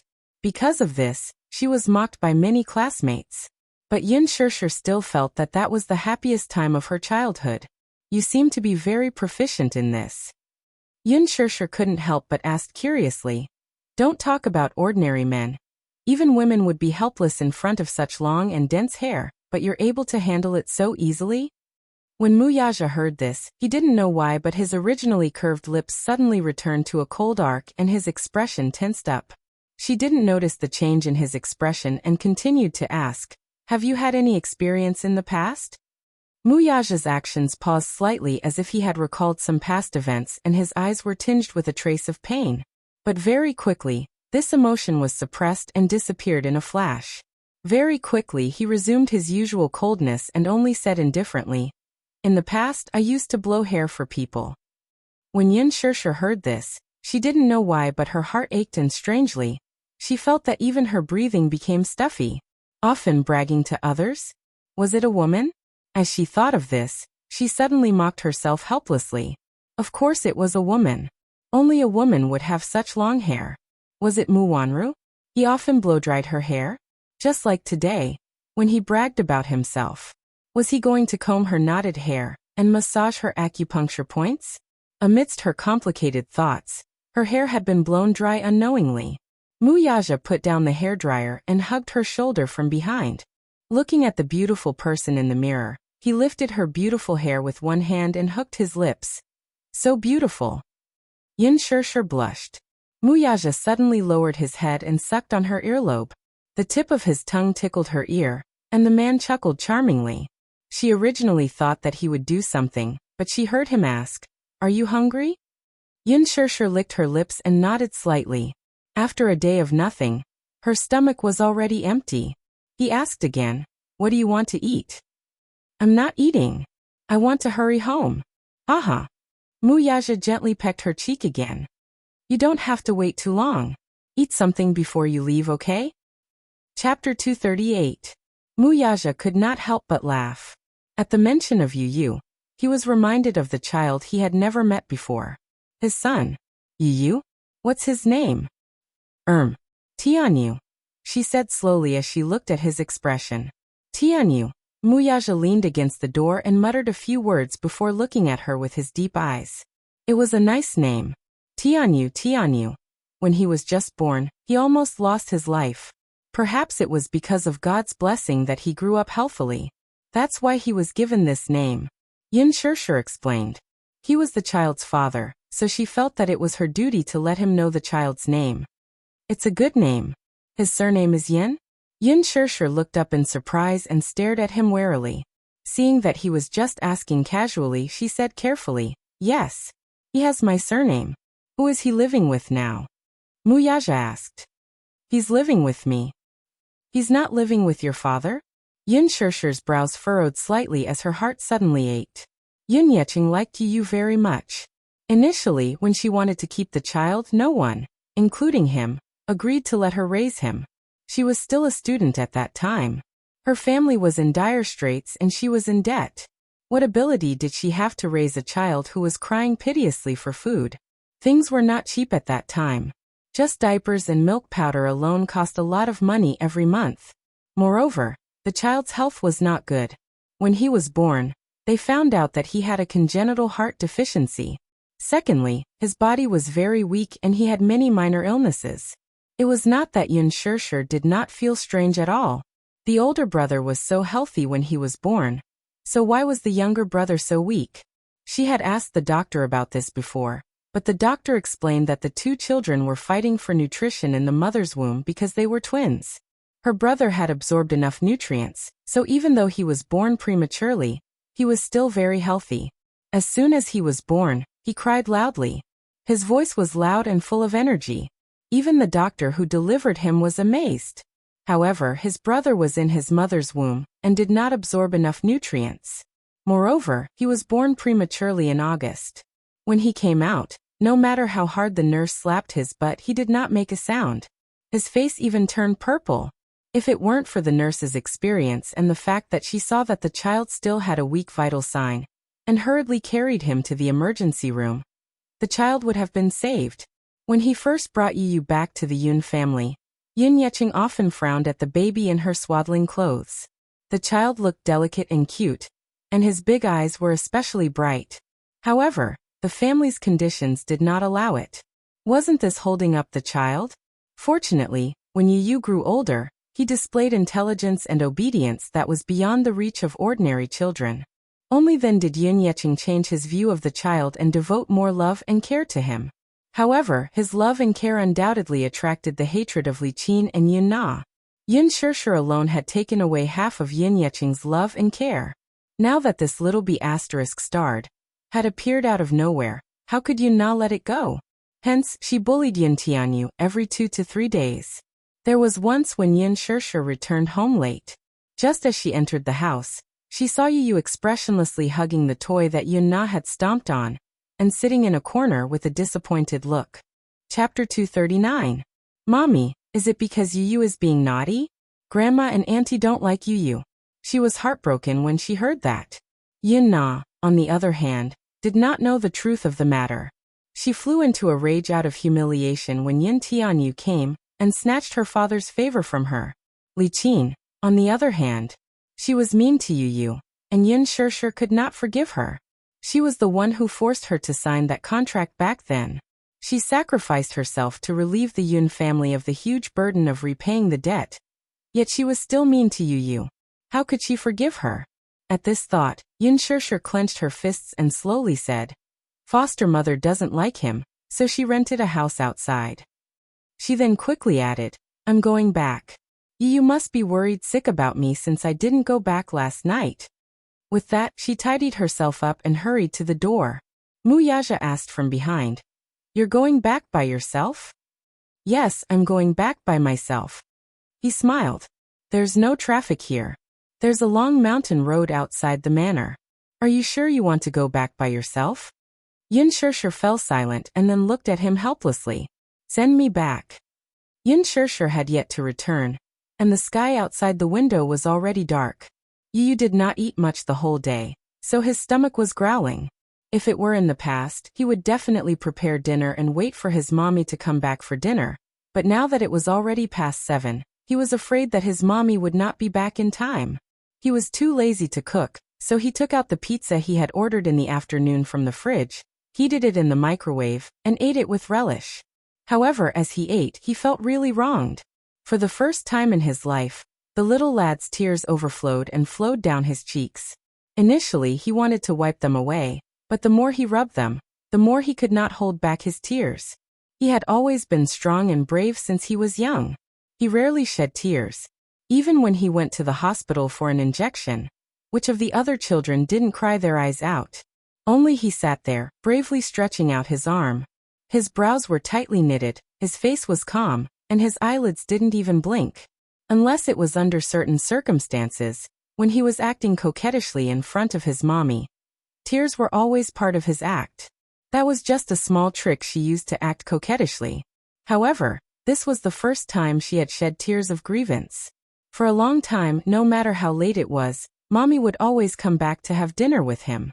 No matter how busy she was at work, even if she had to work overtime until late at night, she would ask the manager for an hour off to have dinner with him before going back to work. But tonight, mommy stood him up and didn't even call him. Naturally, he felt very wronged. Therefore, the more he thought about it, the more his heart ached, and the tears fell down his cheeks. He reached out his hand and wiped them away fiercely. He took the phone and glanced at it. It was already 8 o'clock in the evening, and she still hadn't returned. He couldn't suppress the grievance he felt. He pouted and hugged the pillow on the sofa, crying, "Boo-hoo. Mommy doesn't want you anymore." Why wasn't mommy back yet? Could it be that she didn't want him anymore now that she had that man? Once the little lad thought of that man's provocative words, his face turned ashen. He hated him. Anyone who wanted to take mommy away from him was a big bad guy. Chapter 240. The little lad's face was full of resentment. If Li Hanlin were present, his eyes would surely pop out of their sockets from shock. His impression of Yin Tianyu was that he was colder and more mature than the average lad his age. Not to mention tears, he was always calm and collected, as if nothing could affect his emotions. Now, however, he was curled up in the corner of the sofa, letting his body sink in. His eyes were red and swollen from his tears.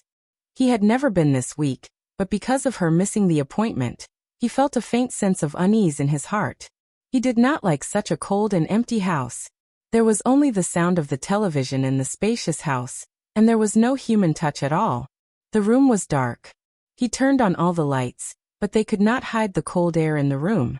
Usually, when his mother was at home, she was always cheerful. Even when she was tired, she would sit at the desk and watch him do arithmetic problems. He loved doing arithmetic problems. Although he could calculate the answers in his heart with just a glance, he always pretended to be ignorant in front of his mother. He even counted with his fingers one by one.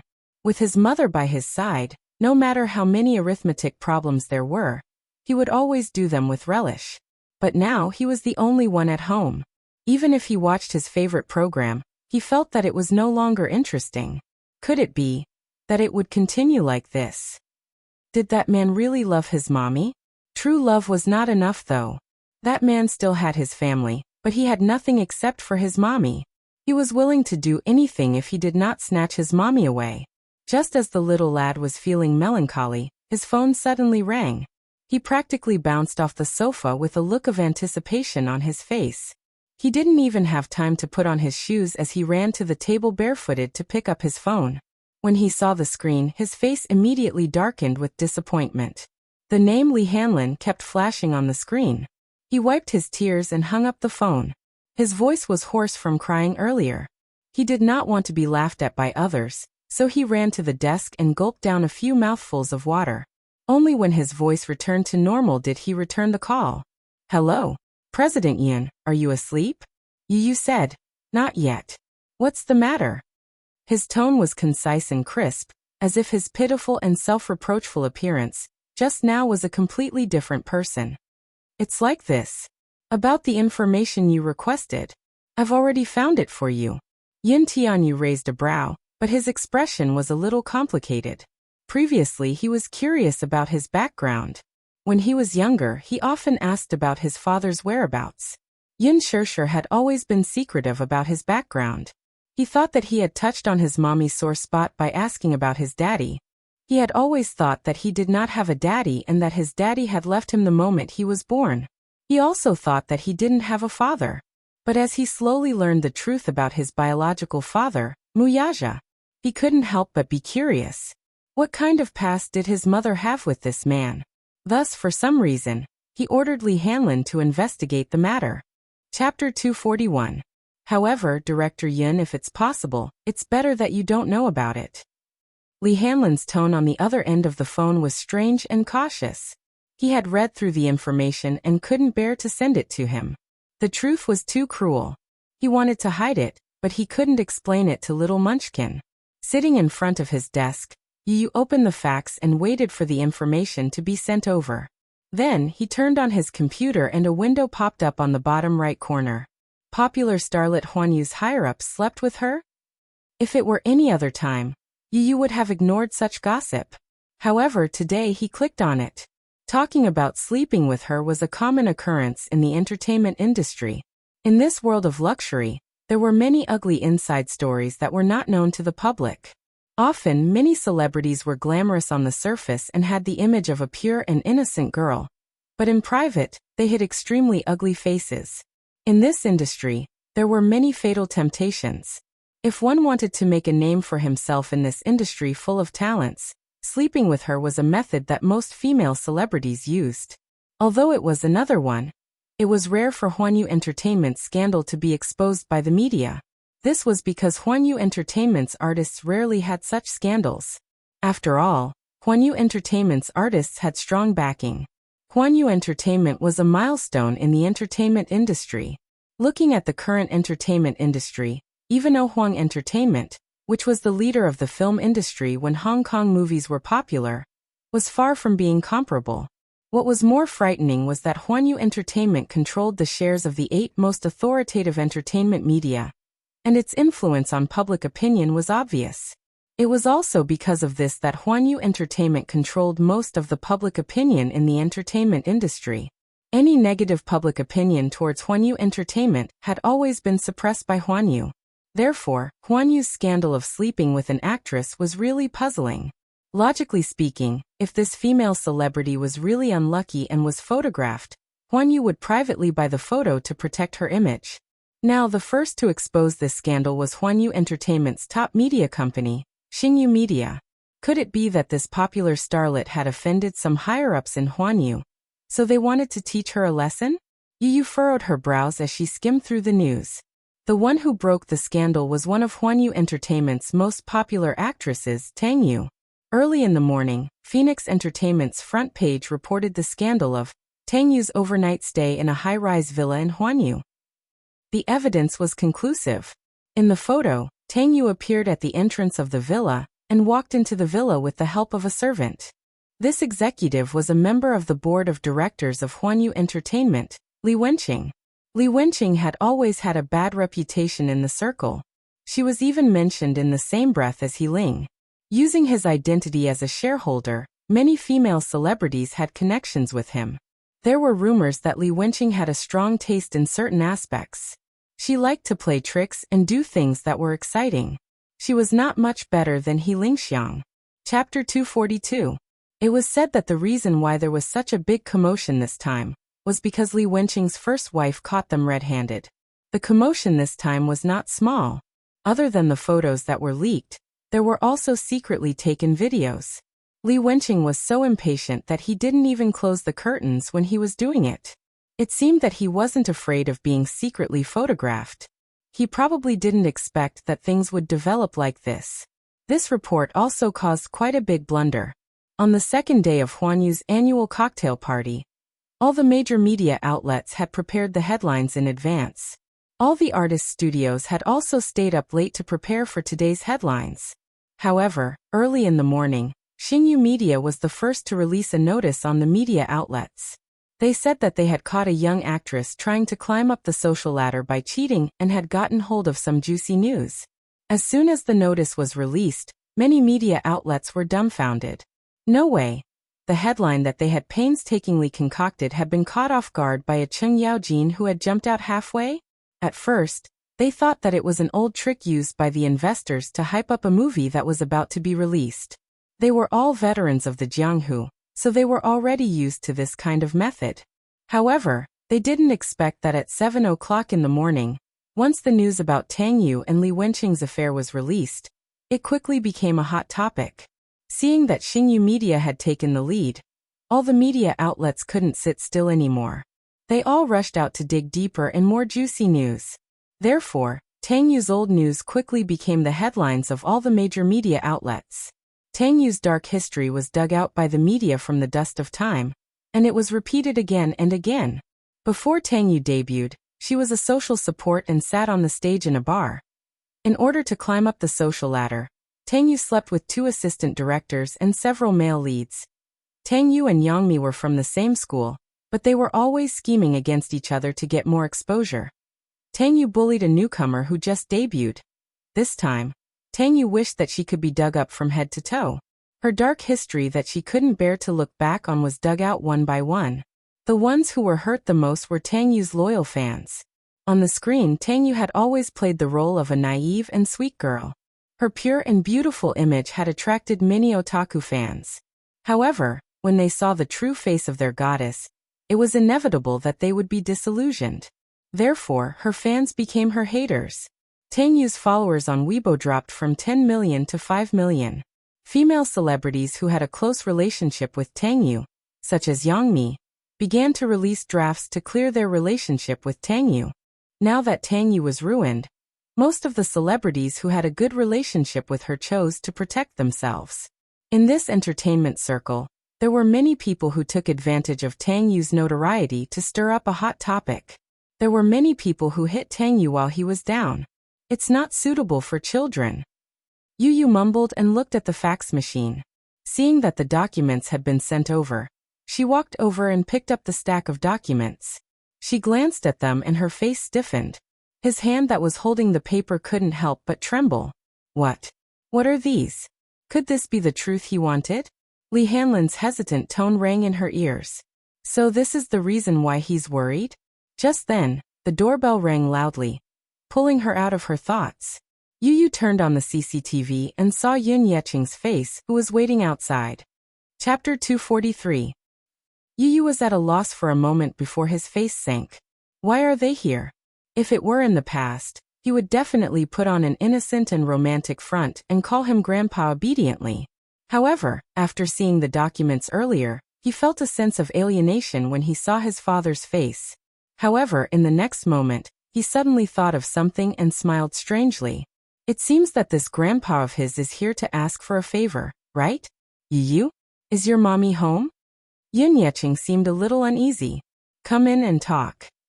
He opened the door to let them in, but Yu Yu's expression was extremely cold. From the moment he stepped through the door, Yun Yeching and Li Qin carefully sized him up from head to toe. Yun Yeching felt a little strange. This child is a little different from before. He could not pinpoint exactly what was different about him. He only felt that this child had suddenly become so cold. There was no smile on his face and he looked at him coldly and indifferently. He was no longer as close as before. Yu Yu acutely sensed his strange gaze and glanced back at him. His sharp eyes were so sharp that even the experienced Yun Yeching could not help but be intimidated by them. The look in his eyes was so sharp and sharp. It was not a look that a child of his age should have. Yu Yu, what's wrong with you? Why is he suddenly so cold to me?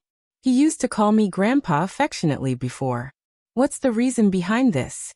I really can't figure it out at the moment. Li Qin snorted. You have no conscience. You don't even call me elder. I don't know how your mommy taught you. Don't you know the rules? Is it up to you to ask how my mommy taught me? Yu Yu retorted coldly. Li Qin could not react in time. She was so angry that her face froze. This child has changed. He has changed. He used to be so submissive when he saw her. Even though she did not like this child, he still called her grandma, warmly every time he saw her. Although she ignored him, this child did not forget his manners. Why was he not polite today and even knew how to talk back? Especially that face, it was extremely cold. With just a glance, it was as if the surrounding air was about to freeze into ice. With just one look, she felt a chill run down her spine. Revolt, revolt. I think you're really your mother's biological child. You're just as unruly as your mother. You're a little B***starred who doesn't know anything. Don't you know how to respect your elders? He had no respect for his seniors. Yu Yu's patience ran out. Did you brush your teeth before going out? Ha. Li Qin didn't understand what he meant, and was a little dumbfounded. He nonchalantly replied, This is my house, so please be mindful of your behavior. Don't only know how embarrassing it is when I chase you out. Li Qin still wanted to say something. At the side, Yun Yeching could not take it anymore. Just shut up. Li Qin looked at him in surprise and saw him glaring at her. It turned out that the shut up was meant for her. However, looking at his sullen face, she did not say anything for the first time. This time, she was here for something important. Chapter 244. Li Qin found it hilarious. This child is only around 7 years old. Yet he acts like an old man. He looks even more experienced than me. How does Yin Shishir educate her child? She tried to strike a conversation with him. What do you know? Wait for your mother to come back. We have something to discuss with her. Yu lifted his cold gaze and swept it across Li Qin. That menacing look in his eyes was like that of a leader who had been through a lot of bloodshed. He was mature and arrogant. Her heart involuntarily shrank. She was actually a little timid because of his gaze and kept her mouth shut. After thinking about it carefully, she felt that something was amiss. He was clearly such a young child, yet he had such a murderous look in his eyes. This was truly unbelievable. You don't have to beat around the bush with me. If it's about borrowing money, just get straight to the point. His cold and indifferent tone was mixed with a hint of command. Yin Yeqing was stunned. He and Li Qin looked at each other in disbelief. Yin Yeqing, in particular, could not hide his embarrassment. How did you know that I'm here to borrow money from your mother? If it's about borrowing money, then I won't see you out. Yu ignored his question and quickly asked him to leave. Yin Yeqing was stunned for a moment. Li Qin was even more furious. It was rare for her to have a good talk with Yin Shishir, but she was met with a cold shoulder by this child. Yin Yeqing said, You won't understand even if I tell you about this. Nana is in the hospital and is in a critical situation. Grandpa doesn't want to do this, but Grandpa has no other choice. I can only come to your mother to think of a solution. Early this morning, the hospital called to inform them that something had happened to Yun Na and that she was now in a ward. They rushed over, but when they saw the person lying on the hospital bed, they almost fainted from shock. Li Qin, in particular, was greatly agitated after witnessing Yun Na's face being disfigured. She kicked up a fuss in the hospital, shouting that she wanted to find the culprit who had harmed her daughter. Alas, the hospital did not know the cause and effect of this matter. The patient was sent to the hospital early in the morning. A mysterious man in a suit paid for all the medical expenses and left in a hurry. Yin Yeqing went to the doctor to ask about Yun Na's condition. The doctor bluntly said, Your lady's face is ruined. There were more than 10 wounds on his face. Just the stitches alone required dozens of stitches. He was afraid that his face would not be able to see anyone in the future. However, the doctor suggested that it was not completely destroyed. If conditions permitted, she could prepare a few 100,000 yuan and find an authoritative beauty agency for plastic surgery. Perhaps she could restore her looks. A few 100,000 was easy to say, but how could the current Yin Yeqing have the ability to fork out so much money at once? While Li Qin was worrying, Yun Na slowly regained consciousness. After she regained her consciousness, she seemed to be more or less aware of the current situation of her face. She cried and threw a tantrum, saying that she didn't want to live if her face was disfigured. Yin Yeqing was heartbroken. How did this person end up like this for no reason? Which bastard was it that disfigured her daughter? How was his daughter going to live in the future? Chapter 245.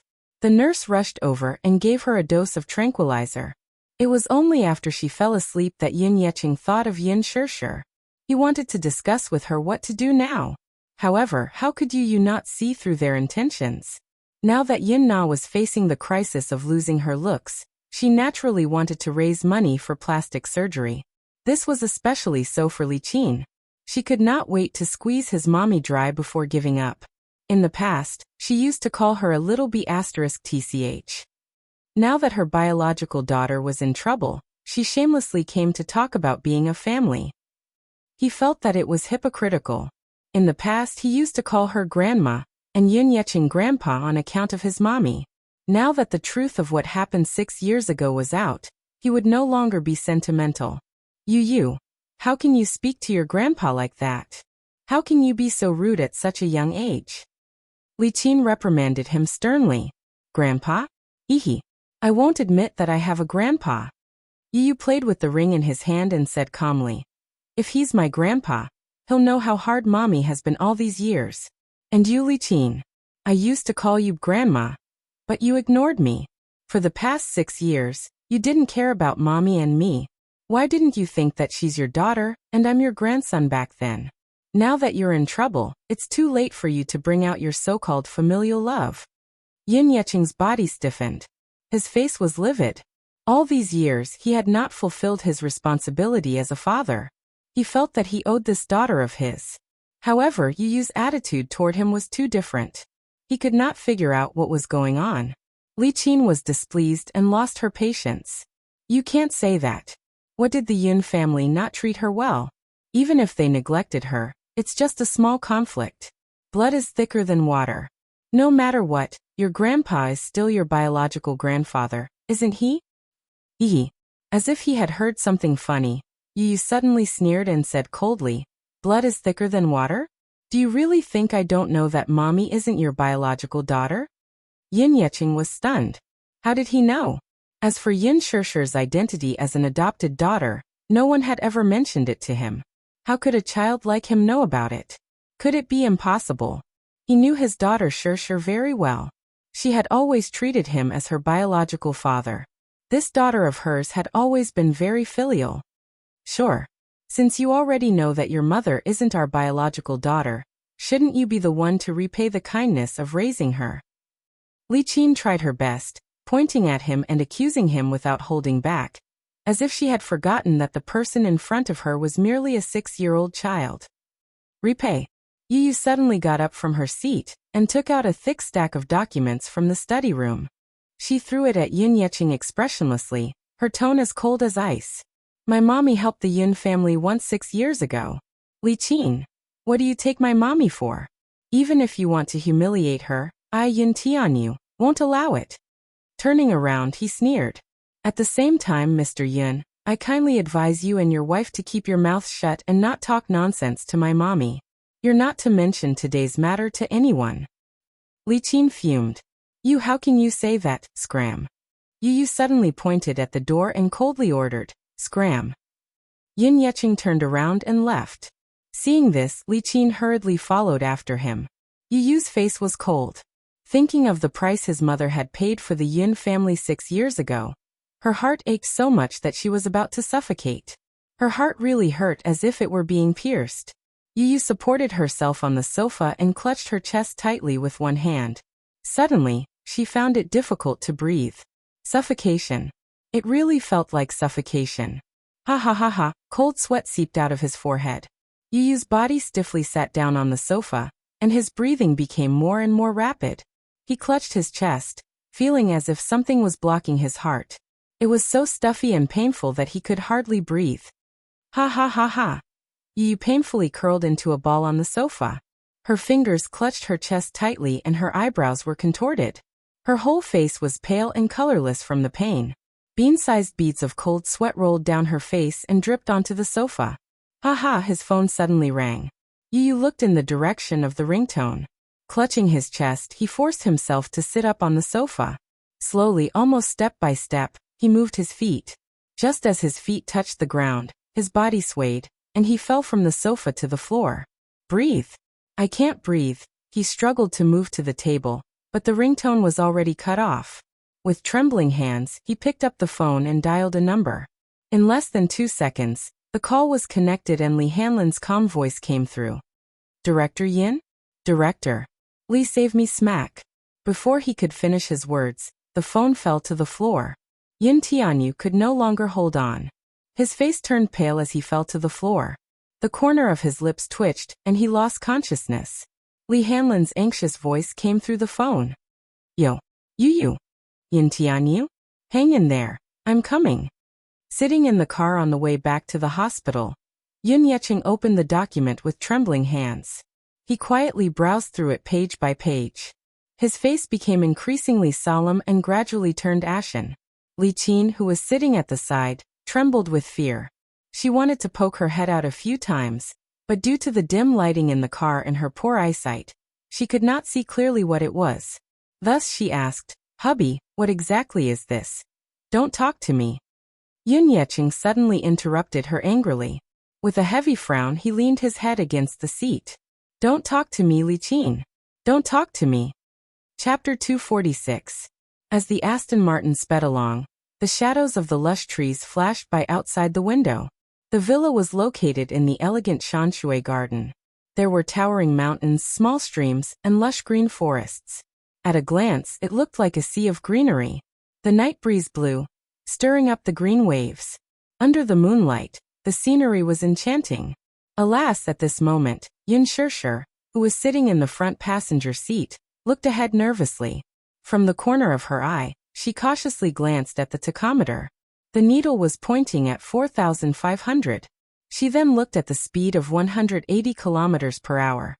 Her heart was in her throat at once. Fast, fast.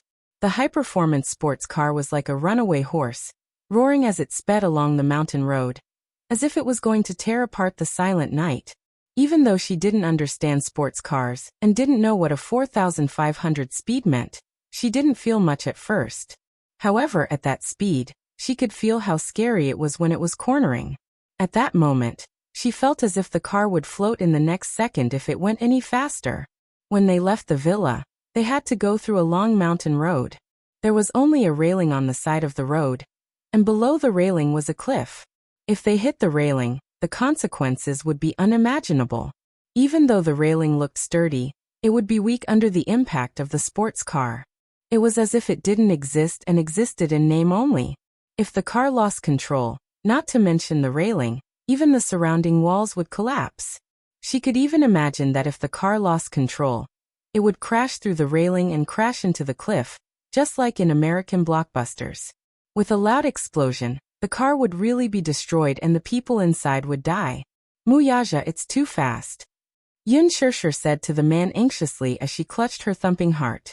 She looked at him, but at that moment, the man was supporting his head with one hand and looking ahead indifferently. He seemed to be indifferent. The scenery outside the window flashed by. Under the moonlight, his handsome face didn't have any fluctuations in expression.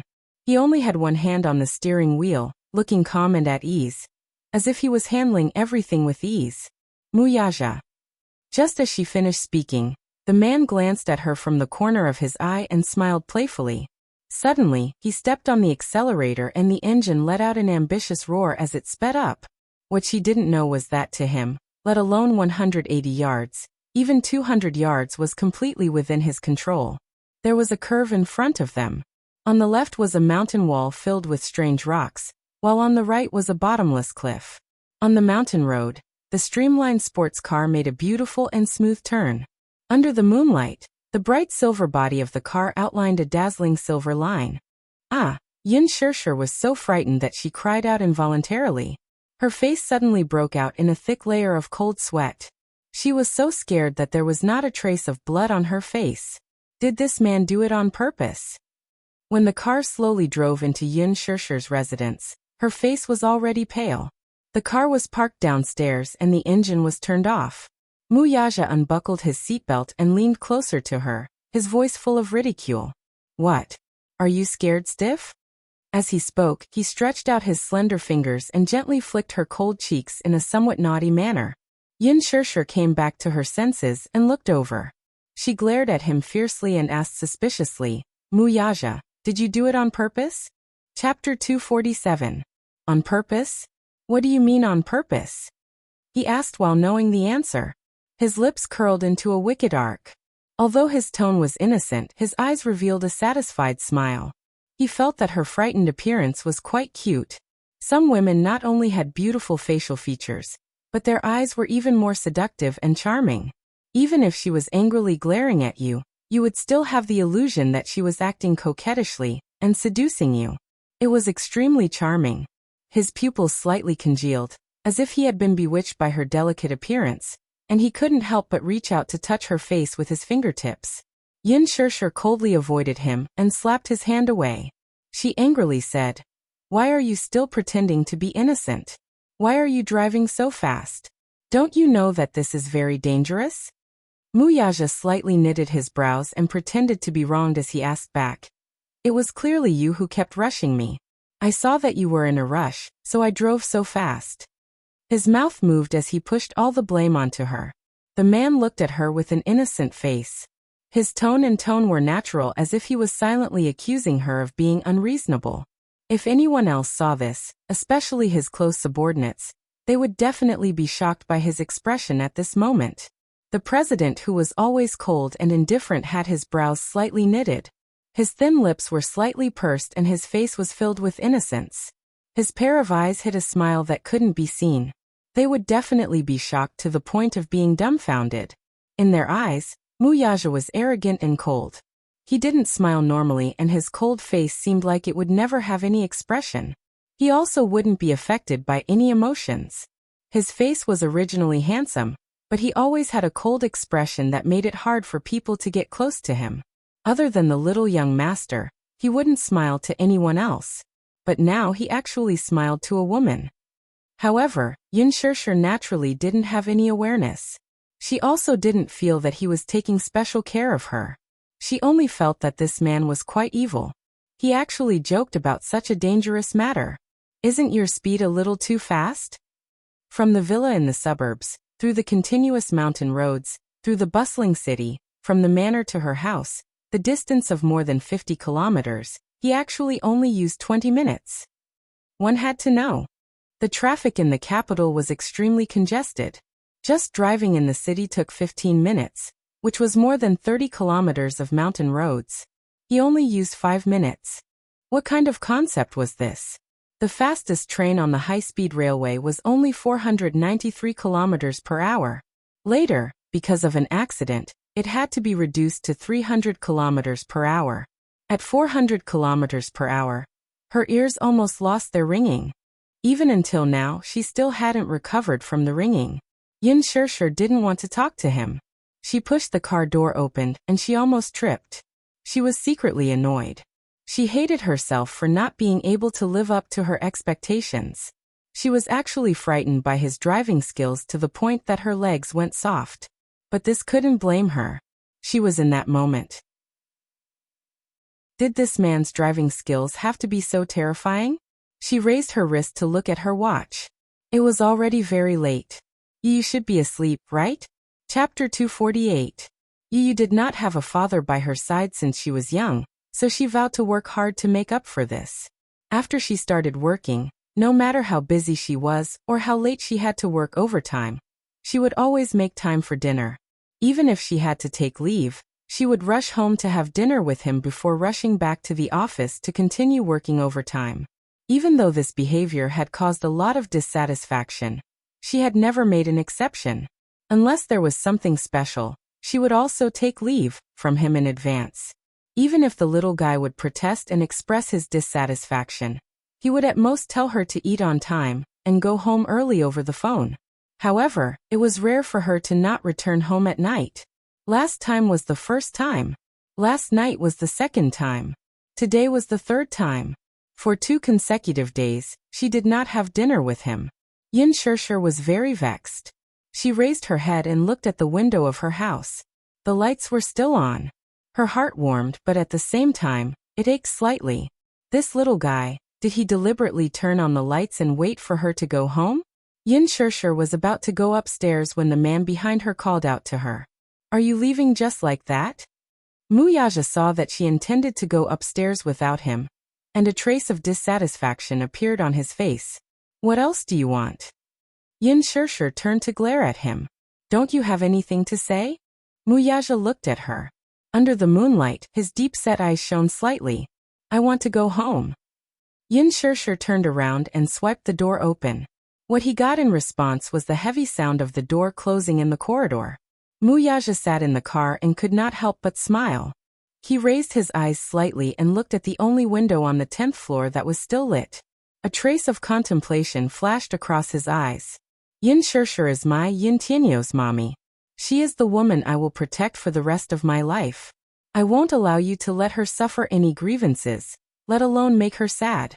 The young yet mature voice of a child echoed in her ears.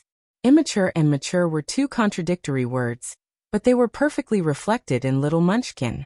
What was immature was his voice, his appearance, and his still delicate and thin body. He was clearly only 6 years old, but his face was still childish and his voice was full of childishness. What was mature was her arrogant boldness, her steady tone, and her calm words. He was unable to understand why such a mature soul was hidden in such a petite body. He was so mature that it surprised him. He got out of the car, took out a cigarette box and lit it in his mouth. Accompanied by a glimmer of sparks, the unique smell of cigarettes drifted in the evening breeze. Yin Shirshir opened the door, and was welcomed by the warm light from the living room. A smile involuntarily appeared on her face as she walked into the living room and said guiltily, "Yu, mommy is back." There was no response for a long time after she said this. If it were in the past, there would be hurried footsteps from the study. Yu would appear at the entrance with a bright smile on his face. He would jump into her arms and rub his tender little face against her like a spoiled little mommy. Now it was so quiet that it was almost strange. Asleep? She walked into the study with confusion in her heart. The computer screen and fax machine were on, but the little guy was nowhere to be seen. Chapter 249. Yin Shirshir exclaimed in surprise and walked into the bedroom. She even crept under the bed to take a look. Was he playing hide-and-seek with her to scare her as a punishment for not returning home for 2 days? Alas, he was nowhere to be found. She was suddenly worried. She hurried to the balcony and fearfully held onto the railing as she looked down. Her heart only calmed down when she saw that there was nothing out of the ordinary. Her phone had been smashed, so it was inevitable that she would be worried. She could not find the little lad anywhere. The house was only so big. There were 2 bedrooms and a living room, and the layout was about 60 square meters. She searched every corner of the house. There was no one in the house though. Yin Shirshir was extremely worried. She returned to the living room, and saw the phone on the floor at the corner of the table. She walked over to pick it up and realized that the phone had been replaced with a smartphone. She was feeling perplexed when she saw a note left on the table. She picked it up and saw a phone number left on it. Yin Shirshir had an ominous feeling. She picked up Yu's phone and dialed the number with trembling fingers. Li Hanlin's steady yet anxious voice came from the other end. "Are you Yu's mommy?" Since it was Yu's phone, there was a caller ID. "I am." "You are." "I'm Director Yin Koff." Li Hanlin paused for a moment before continuing. "I'm the principal of this kindergarten, Madam Yin. We've met before." "Hello, Principal Li. May I ask, are you?" Yin Shirshir did not know what was going on, but she heard Li Hanlin say in a heavy tone, "Madam Yin, Yin Tianyu has always been in poor health. Does he have a congenital heart deficiency?" Yin Shirshir seemed to have expected something when she heard his words. Her heart clenched and her voice trembled uncontrollably. "Yes, Principal, what happened to Yu? When I got home, I didn't see him at home. There was a note for you on the table. He's in the hospital now. Not long ago, he called me and said that he was feeling unwell. I rushed over and sent him to the hospital." Li Hanlin paused, then suddenly said seriously, "Madam Yun, I have to criticize you. As a parent, as a mother, how can you leave your child alone at home? Although Yin Tianyu is usually very obedient and mature, he is still only a 6-year-old child. He is still so young. Can you be at ease leaving him alone at home?" Children were naturally ignorant and lacked common sense about safety. This time it was a relapse, but what about the next time? Many parents left their children at home out of negligence. Their children were playful and accidentally fell off the balcony and got seriously injured. The media leaked that they were poisoned. Were there any lack of such tragedies? You should reflect on yourself. Yin Shirshir was worried sick. When she heard Li Hanlin's reproachful tone, her eyes welled up with tears. She also blamed herself immensely. Yes, Yu was only 6 years old. How could she leave him alone at home? His health was not good to begin with, so she should take good care of him. However, she was so irresponsible. Not only did she leave him at home for a day and a night, but she did not even fulfill the most basic responsibility of a mother when the child was hospitalized because of his illness. What cocktail party? She should not have attended it. What alcohol? She clearly knew her alcohol tolerance, so why did she have to be so stubborn? She should not have drunk. Not to mention a glass, she should not have even taken a sip. Chapter 250. She covered her mouth and asked anxiously with reddened eyes, "I'm sorry, Principal. It's all my fault. Where's Yu? Which hospital is he at? I'll be there right away." "Okay. I'm at Public Hospital number 1. Hurry over." Yu Yu's condition isn't looking good. He has respiratory problems and hasn't woken up yet. Anyway, be careful on the road. I'll take good care of him." Before he could finish, Yun Shishir hurriedly picked up her bag, locked the door and rushed downstairs.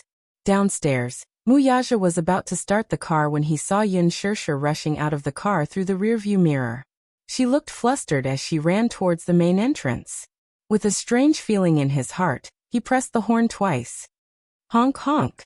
The car's horn was exceptionally loud and immediately attracted Yun Shishir's attention. Seeing that it was his car, she rushed over without a care. The moment the car door opened, she said anxiously, "Muyaja, send me to public hospital number 1. "Why are you going to the hospital?" Muyaja asked curiously. Yun Shishir's shoulders were trembling. She clutched her bag tightly and her face was filled with self-blame and anxiety. She looked so flustered that she looked like she was about to be defeated. "Yu Yu is at the hospital. I have to rush over immediately. Right away, right away." Muyaja heard this and furrowed his brows slightly. However, he didn't ask further and leaned over. She thought that he was going to do something and wanted to stop him. However, he merely leaned over and buckled her seatbelt. "Don't be afraid. I'm here," he said softly and started the car. He stepped on the accelerator and the car sped out of the main entrance. Yun Shishir looked at the man's side profile in shock. However, she saw that his handsome face was cold and tense. His expression was calm, and there was no trace of a smile in his eyes. However, he wasn't flustered either as he looked straight ahead. Although she was anxious at this moment, she didn't know why, but she didn't panic like before. The words "don't be afraid, I'm here" seemed to brush away the uneasiness and fear in her heart. However, when she thought of Yu Yu's painful appearance when he was young, her heart clenched tightly again. At this moment in the hospital ward, Li Hanlin sat on a small stool at the head of the bed and put down his phone. On the hospital bed, Yu Yu, who he said was not awake yet, and not in a good condition, was sitting quietly on the bed with a newspaper in her hands. Seeing that he had hung up on fairy tale, she put down the newspaper and crossed her arms. She leaned against the headboard and looked at him with a serious expression. She blinked her big black eyes and saw that he had put down his phone. She quickly asked, "What did you say?" "He hung up. He's probably on his way here." Li Hanlin asked again, "CEO Yun, what did I say just now?" "There's no problem ahead. Didn't you tell her to be careful on the road?" Yun Tianyu reprimanded. "What if mommy was in a panic and met with danger on the way here?" Li Hanlin's face fell with grievance. "I did, but I was afraid that she didn't hear me, so I called back, but no one picked up." Yun Tianyu crossed his arms and nodded solemnly. He calmly listed out rows of formulas in his mind. It was a 30-kilometer journey from the apartment to the public hospital. The subway was at the entrance and the bus stop was a few dozen meters away. There was no need to transfer. The last train was at 9 p.m. She couldn't make it. The bus was too slow, so mommy must have chosen to take a taxi. It would take about 45 minutes. Chapter 251. Li Hanlin's eyes twitched. This child. He was so scheming. He was exasperated. Earlier, he had received a call from Little Munchkin, and heard Little Munchkin's painful cries for help. He immediately put down everything he was doing and rushed over. When he opened the door, he saw Little Munchkin lying on the ground. He immediately rushed over and carried him up. Seeing that Little Munchkin had fainted, he didn't know what was going on. He pinched Little Munchkin's philtrum, and was about to give him mouth-to-mouth resuscitation when Little Munchkin opened his eyes. As soon as he woke up, he slapped his face to the side. Disgusting. Just as Li Hanlin was feeling extremely wronged, he saw the little boy leaning weakly in his arms. His breathing was rapid and his face was flushed red. He quickly asked what was going on.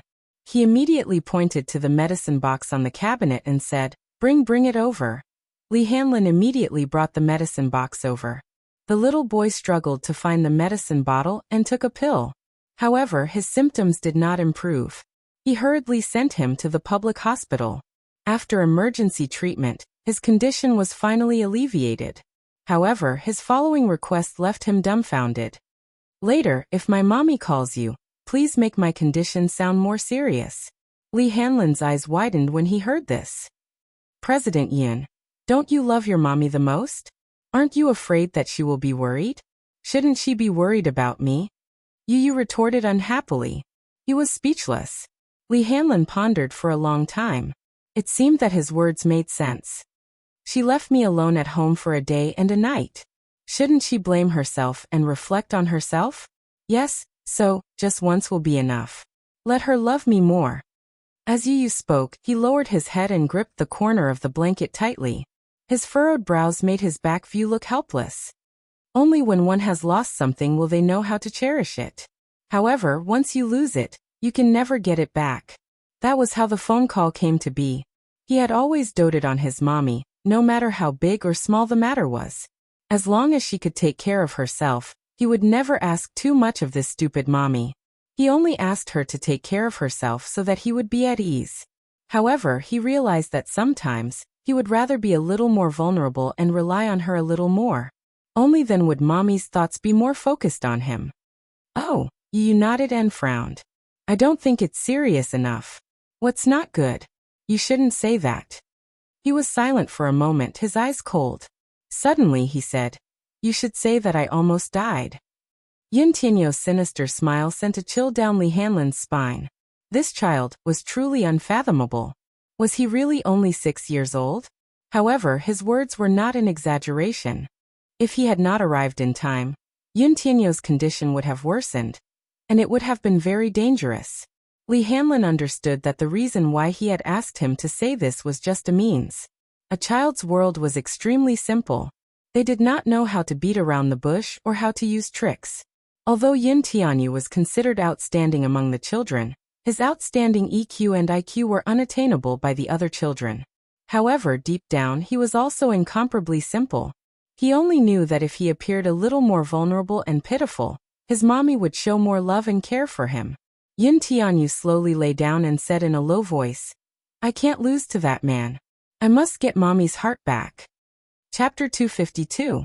The car stopped at the entrance of the hospital. Yin Shishir hurriedly alighted from the car and jogged toward the inpatient department. Muyaja parked the car and quickly chased after her.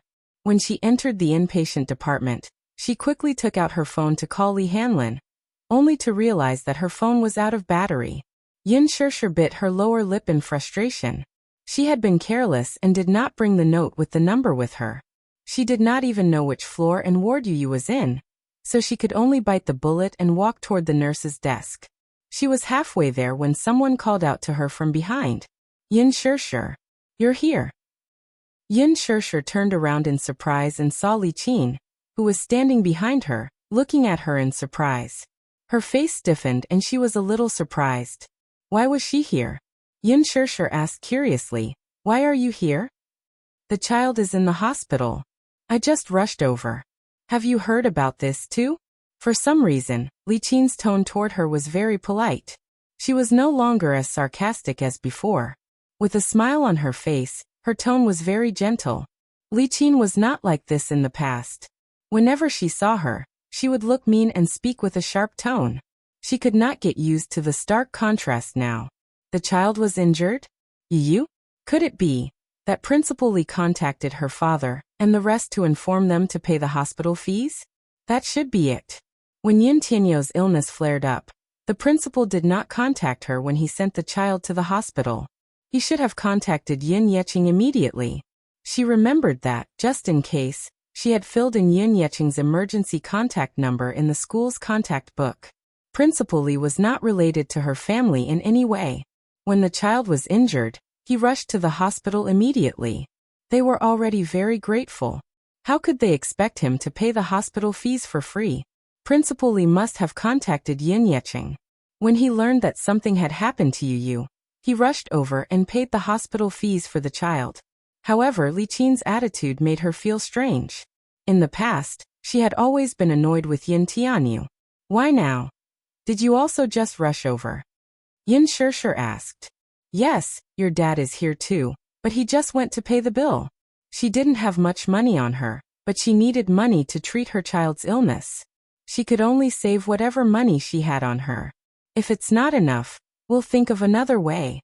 As Li Qin spoke, her face was filled with sorrow. She and Yin Yeqing had taken out all the savings they had in the bank, But even then, they only had 10,000 yuan in their bank account. Although someone had already paid for Yun Na's medical bills, the doctor said that the money was not enough for further treatment. He wanted them to pay another 20,000 yuan. But where did he get so much money? When Yun Yeqing found out that she had forced Yun Shishir to be a surrogate, he flew into a rage and threatened to divorce her. Divorce? How could this be? What would she do if they got divorced? Where's Yun Na? At this critical juncture, Li Qin was terrified. Divorce? How could this be? In her heart, she knew that her husband was down and out. He was a pauper with no money and could not give her a luxurious life. However, if he were to divorce her now, what should she do? She was used to living the life of a rich lady. She did not have to worry about food and clothing and did not have to do household chores. Even when the Yun family was in dire straits, she rarely did any housework. Most of it was done by Yun Shishir and Yun Yeqing. Chapter 253. Even if they were to get a divorce, it could not be now. Now that Yun Na was in such a predicament, she was still counting on Yun Yeqing to find a way to raise money for her to undergo plastic surgery. It would not be too late to kick him out then, but it could not be now. Besides, she was still counting on Yun Shishir to bear some of the medical bills for them. Hence, when she saw her, her face was full of flattery. Li Qin also thought that Yun Shishir had rushed over to visit after hearing about this matter from Yun Tianyu. She only hoped that the latter would be magnanimous and pay for Yun Na's plastic surgery fees. Yun Shishir, on the other hand, clearly misunderstood. She thought that Li Qin had rushed over to visit Yu out of goodwill and paid for his hospitalization fees. She could not help but sigh inwardly. Sigh. This child is so pitiful. Her voice is hoarse from crying. My heart aches to see her like this. The doctor asked for 20,000 yuan, but your father and I only managed to scrape together less than 10,000 yuan after half a day of hard work. This is a time of worry. Don't worry, I brought the money. Which ward is he in? Yun Shishir asked anxiously when she thought of Yu. You brought the money? That's great. Li Qin immediately pulled her hand and led her into the elevator. When the elevator reached the 8th floor, Li Qin hurriedly led her toward 5020. Yun Shishir was also anxious, but when she walked into the ward and saw the person lying on the bed with a bandage on her face, her expression froze. It was just that, at this moment, the person was half awake and half asleep. Lying on the bed, there was no reaction. What's going on? She asked immediately. She thought that Li Qin had rushed over because she knew that Yu was sick. I don't know what's going on either. It would have been better if she did not mention it, but the moment she asked, Li Qin immediately burst into tears. I received a call early this morning saying that something happened to Nana. Your father and I rushed to the hospital and saw her like this. Your father's heart ached so much that he cried behind my back. Yun Shishir's expression became more and more unsightly. She looked at Yun Na on the hospital bed with a complicated expression. Li Qin was still crying at the side and said, the doctor said that this child's face was cut several times and had to be stitched up with dozens of stitches. It seemed like it was cut by a blade. Some of the wounds were shallow, while others were very deep. There were several slashes. Wasn't this a deliberate attempt to harm others? The doctor said that the child's face was ruined. However, if they could gather enough money, they could go to a beauty clinic for plastic surgery. Perhaps they could recover their looks. Shishir, can you think of something? Yun Shishir was stunned, but her heart turned cold. She thought that Li Qin had some kind intentions. Yes. When she was young, she had a high fever and was hospitalized with pneumonia, but Li Qin had never once visited her. How much would she care about Yu when he was sick? Think of something. It's like this. Li Qin pulled her to the side. Her face was polite, and her tone was rare and gentle. Nana's face is disfigured, but the doctor said that if we could gather $500,000, we could get plastic surgery to recover her looks. You know that Nana has always been very vain. When she woke up and found out that she was disfigured, she tried to kill herself. Your father's heart ached and he blamed himself. Can you think of a way to gather $500,000? 500,000? Where do I get $500,000? Yun Shishir interrupted her. Her face turned even colder. Chapter 254. It was no wonder that Li Qin no longer mocked and ridiculed her when she saw her. It turned out that she was hoping that she would raise money for her daughter's plastic surgery, even though she didn't know what had happened to Yun Na that caused her face to be slashed dozens of times for no reason. Didn't she go straight home after leaving the cocktail party yesterday? But so what? Whether or not she was disfigured, whether or not she could be saved, to put it bluntly, even if she died, it had nothing to do with her. Li Qin usually called her a little b*tch. But once she realized that she still had some value, she would stick to her. Was she trying to squeeze every last bit of value out of her? She wouldn't be foolish again. Sure. Li Qin saw that her attitude was cold, and her face turned stiff. She was about to flare up, but when she remembered that all her hopes were pinned on her, she could only swallow her anger and say calmly, "You can't be so heartless. Could it be that you're so heartless as to watch your own sister commit suicide?" "What do you mean by that?" Yun Shishir smiled mockingly. "I didn't cause her to be like this. Are you trying to push the blame to me? That's not what I meant. How can you criticize me like that?" Li Qin was also anxious. "Moreover, I didn't ask for too much. The doctor said it's 500,000. It's only 500,000. To you it should be a small amount, right? 500,000? You just said a few words, and I have to give you so much money?" Yun Shishir suppressed the anger in her heart. "I don't have it." "You have it." Li Qin raised her voice. "Why don't you have it? A few days ago, I saw you carrying an Armani handbag. That brand easily costs hundreds of thousands, and the more expensive ones are in the millions. You're telling me that you don't have money? Are you really so heartless as to leave her in the lurch?" "I was." Yun Shishir frowned. When she heard Li Qin mention the gown, she felt gloomy. She wanted to explain, but on second thought, there was no point in saying so much to her. Hence she rejected her with one sentence. "I don't have money." You're so heartless. In any case, you should at least consider your father's kindness in raising you. Now that your sister is in such a miserable state, can't you do some good and think of a way to save her?" Li Qin said bitterly. Suddenly she said, "To be able to afford such expensive clothes, you must have a big boss supporting you outside." As soon as he finished speaking, Yun Shishir's face immediately turned pale. She actually said such unpleasant words with such a relaxed expression. There was more than one bed in this ward. The family members of the other patients were also present. They all looked at her curiously. Li Qin's words were straightforward, but her meaning was shallow. She was simply saying that since she could afford to wear Armani, she must have a sugar daddy outside. But with so many people present, she didn't care at all. For a moment everyone in the ward, including the patients and their family members, stared at her with colored glasses. From time to time they would point at her, shake their heads, and sigh. When they saw Yun Shishir walk into the ward, they were amazed. This girl was really fresh and beautiful. But they didn't expect that such a beautiful girl was actually a kept mistress. As a result, those gazes that were either filled with amazement or admiration turned into contempt and disdain. Chapter 255. Although she never cared about how others looked at her, what she hated was why Li Qin was always so harsh with her words. "I didn't." Li Qin scolded. "You didn't? Don't try to hide it from me. The neighbors told me that you left in a Bentley that day. Don't tell me that you bought the car yourself." Yun Shishir was shocked. On the day of the cocktail party, Gu Xingzi did drive a Bentley when he came to pick her up. The Bentley drove into the neighborhood. At that time, all the neighbors saw her get in the car, but they didn't know that she got in the car to attend a cocktail party. They only thought that she had a man outside, and with that kind of dirty identity, often, outsiders only saw your glamorous appearance. Out of jealousy and envy, they would make malicious speculations about you and point fingers at you. Hence, when this matter reached Li Qin's ears, she really thought that Yun Shishir had an impressive sugar daddy and believed it without a doubt. But where did she get this sugar daddy from?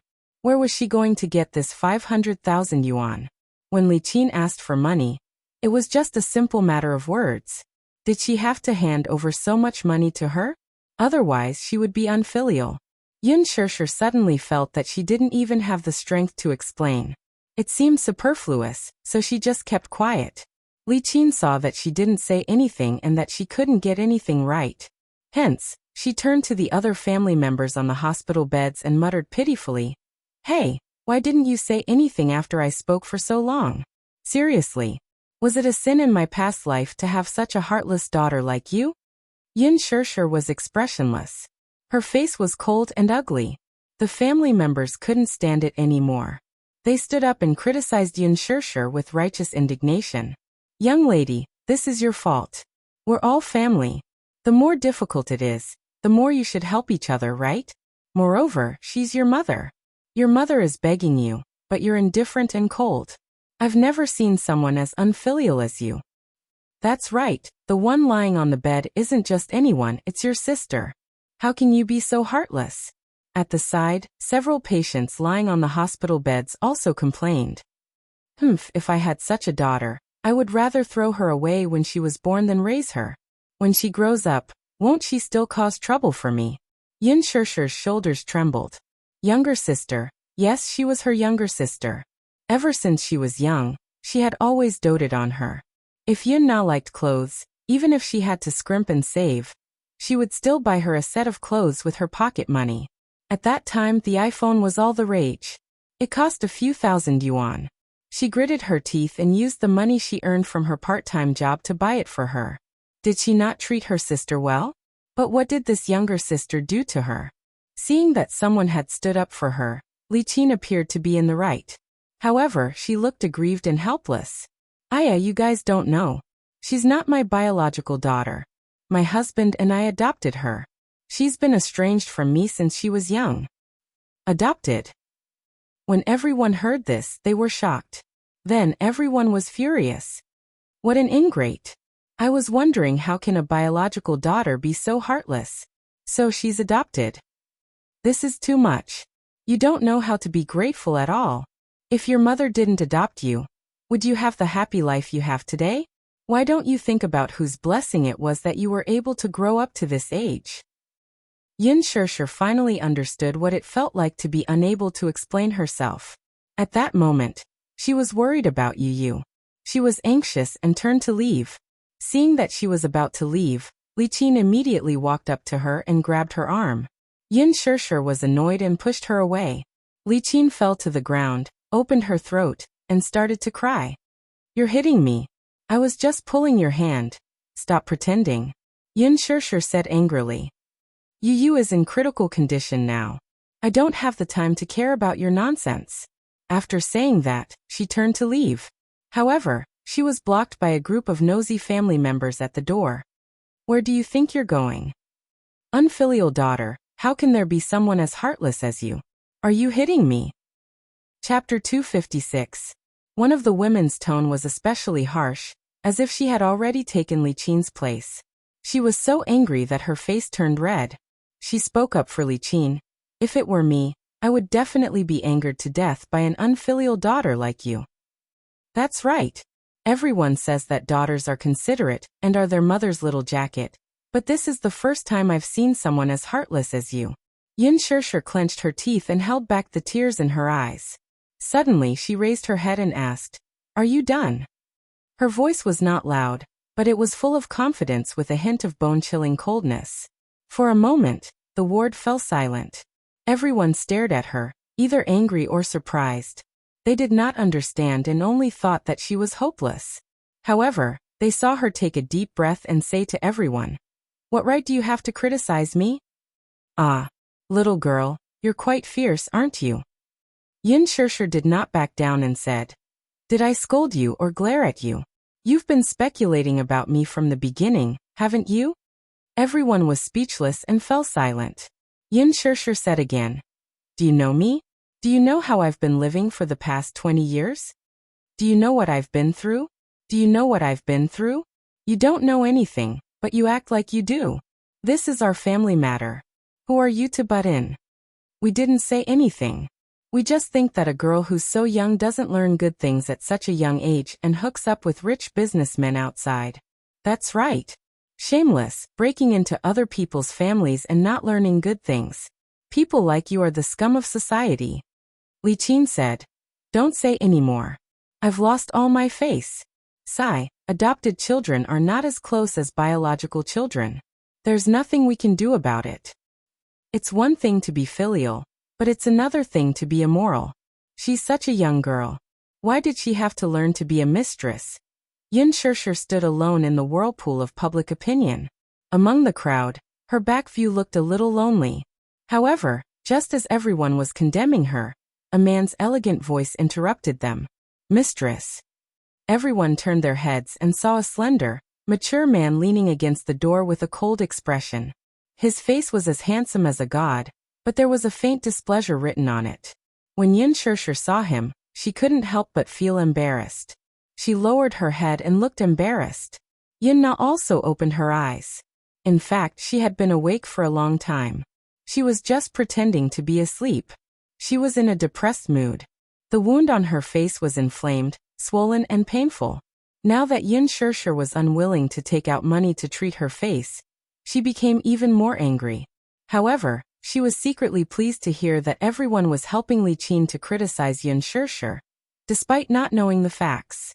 A man's cold voice woke her up. When she opened her eyes, she saw Mu Yaja standing at the door. Mu Yaja? The CEO of Mu Group? Why was he here? When Li Qin saw him, she was petrified as if she had been struck by lightning. Yin Na did not recognize him. She had sharp eyes.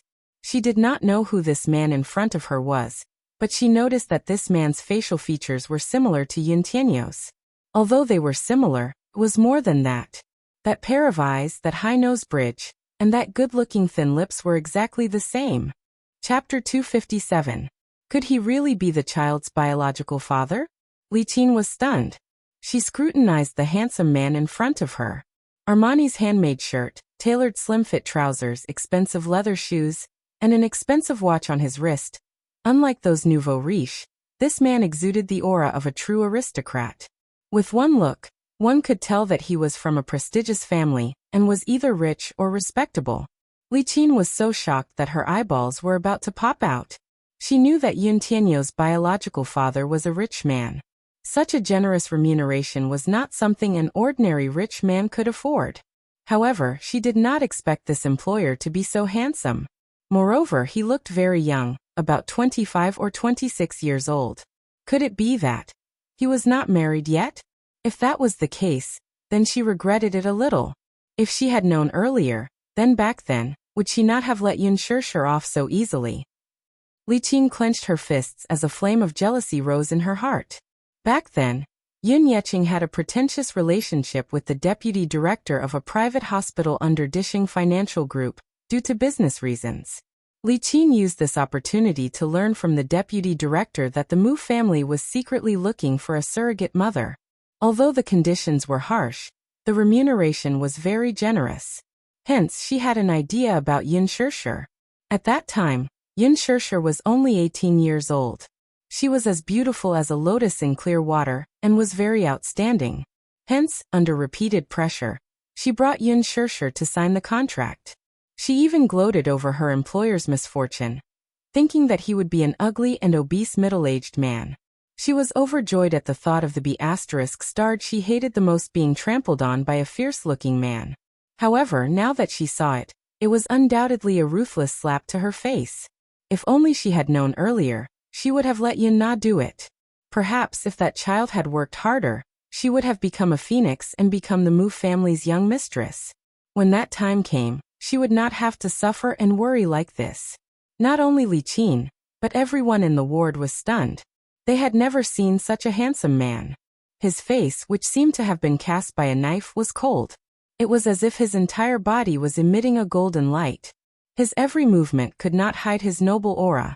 Mu Yaja slowly walked in and walked behind the woman standing in front of the bed. He reached out and stroked Yin Shirshir's hair. "Why didn't you wait for me?"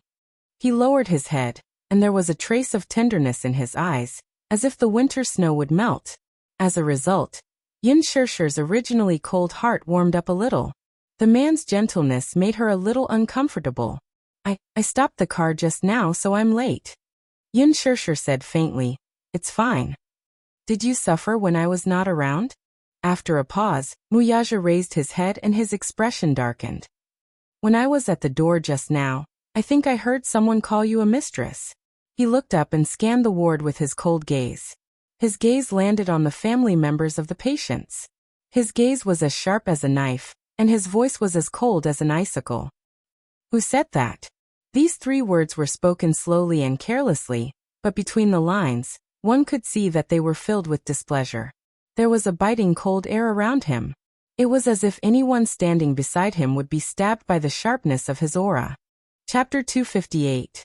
Everyone looked at the man in disbelief, then looked at Li Qin. At this moment, they were a little confused. Didn't she say that her daughter had a sugar daddy? Could it be this man? Li Qin was even more shocked. The man's question silenced everyone. Who would dare to admit it? In front of Muyaja's powerful aura, everyone lost their earlier righteous indignation and lowered their heads awkwardly to do their own things. You. How are you related to Shirshir? Li Qin finally mustered up her courage to speak. Yin Shirshir frowned in disgust. Our family? Why did Li Qin's attitude change so abruptly? Who is she? Muyaja glanced at Li Qin and lowered his head to ask. Yin Shirshir obviously did not want to bother with Li Qin's unreasonable tantrum. When the man asked, she only replied, "Adoptive mother." Adoptive mother? The woman who forced her to sign the surrogacy agreement 6 years ago? Muyaja looked at her coldly. This woman's heart was truly vicious. If it were not for this agreement, what kind of crooked ideas would she have for Yin Shirshir? Damn it! Li Qin was frightened by his cold gaze and took a step back. She was trembling. Why was this man's gaze so scary? It was like a knife, as if he wanted to carve a piece of flesh from her face. What's the matter? Yin Shirshir glanced at Yun Na, who was lying on the hospital bed in a daze, and calmly explained. My sister met with an accident, and now, she needs a large sum of money for plastic surgery. Otherwise her face will be ruined. She's asking me for money. I don't have it, and I can't pay for it. Muyaja asked, how much does it cost? Before Yin Shirshir could speak, Li Qin immediately said, 1 million. 1 million. Yin Shirshir's eyes were tinged with embarrassment. Didn't she just tell her that it was 500,000? Why was it 1 million now? 1 million? Didn't you say 500,000? Why is it 1 million now? Yin Shirshir said angrily. Li Qin said awkwardly, Aya, you heard wrong. However, before Yin Shirshir could refute, another patient's family member who was originally on Li Qin's side stood up and said, she didn't hear wrong. I also heard you say that it was 500,000 yuan. Now you've changed it to 1 million yuan. Big sis, it's better not to be too greedy. Li Qin said angrily, I don't know which bastard caused my Nana to become like this. Her face is ruined. The doctor said that she needs 1 million yuan to restore her face. As Yin Na's elder sister, Shirshir naturally had the responsibility to bear some responsibility. We're all family. Now that we're in trouble. Obligation. Yin Shirshir clenched her fists. What obligation do I have? Was she a bloodsucker? Was he going to suck her blood to the very last drop? How could he be so greedy? 1 million, I have it. Muyaja said calmly behind her.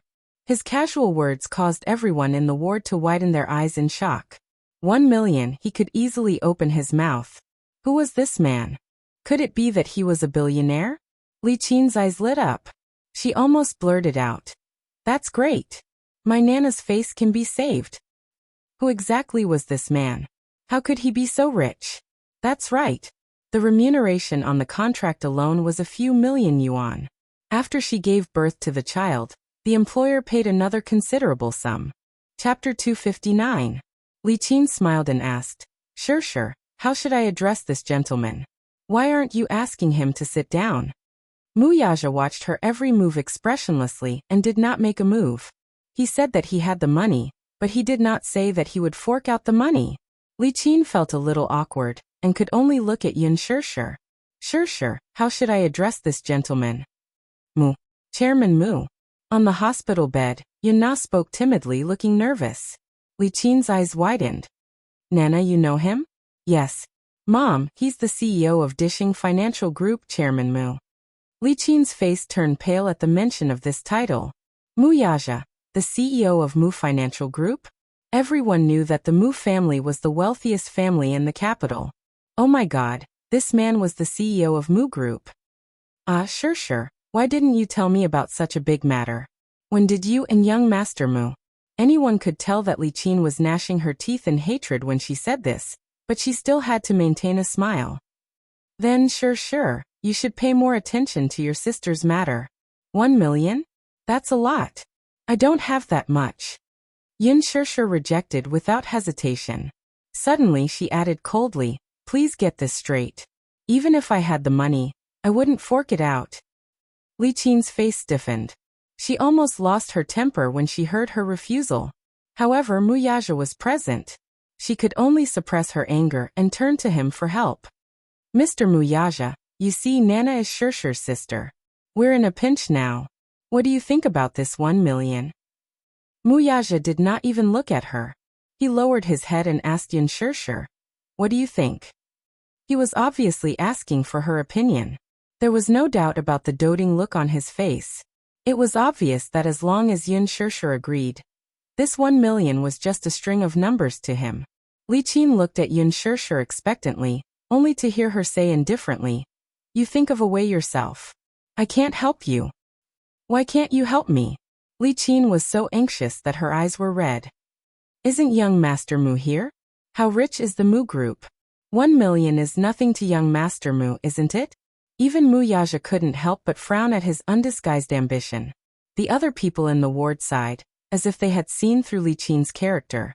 Greed, insatiable greed. Could it be that they had misunderstood the girl?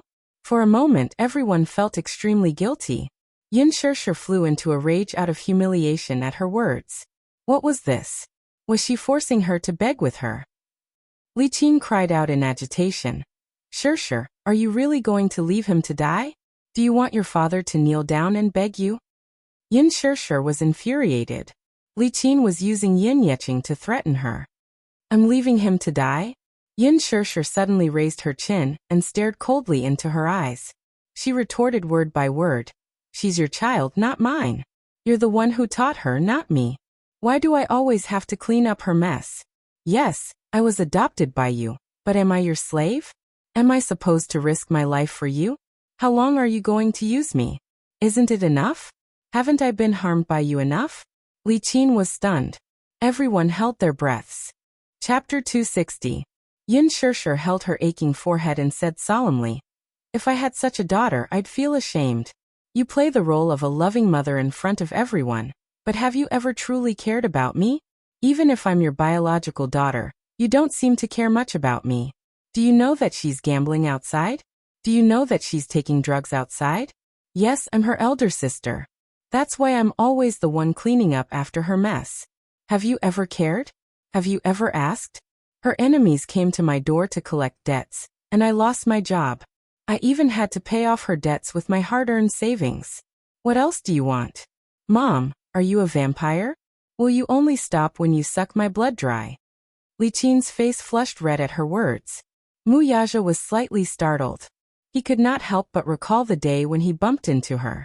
She seemed to be carrying a box and looked as if she had been kicked out of the company. So that's the reason? I advise you, instead of going around begging for help when something happens, it's better for you to educate your daughter properly before this happens.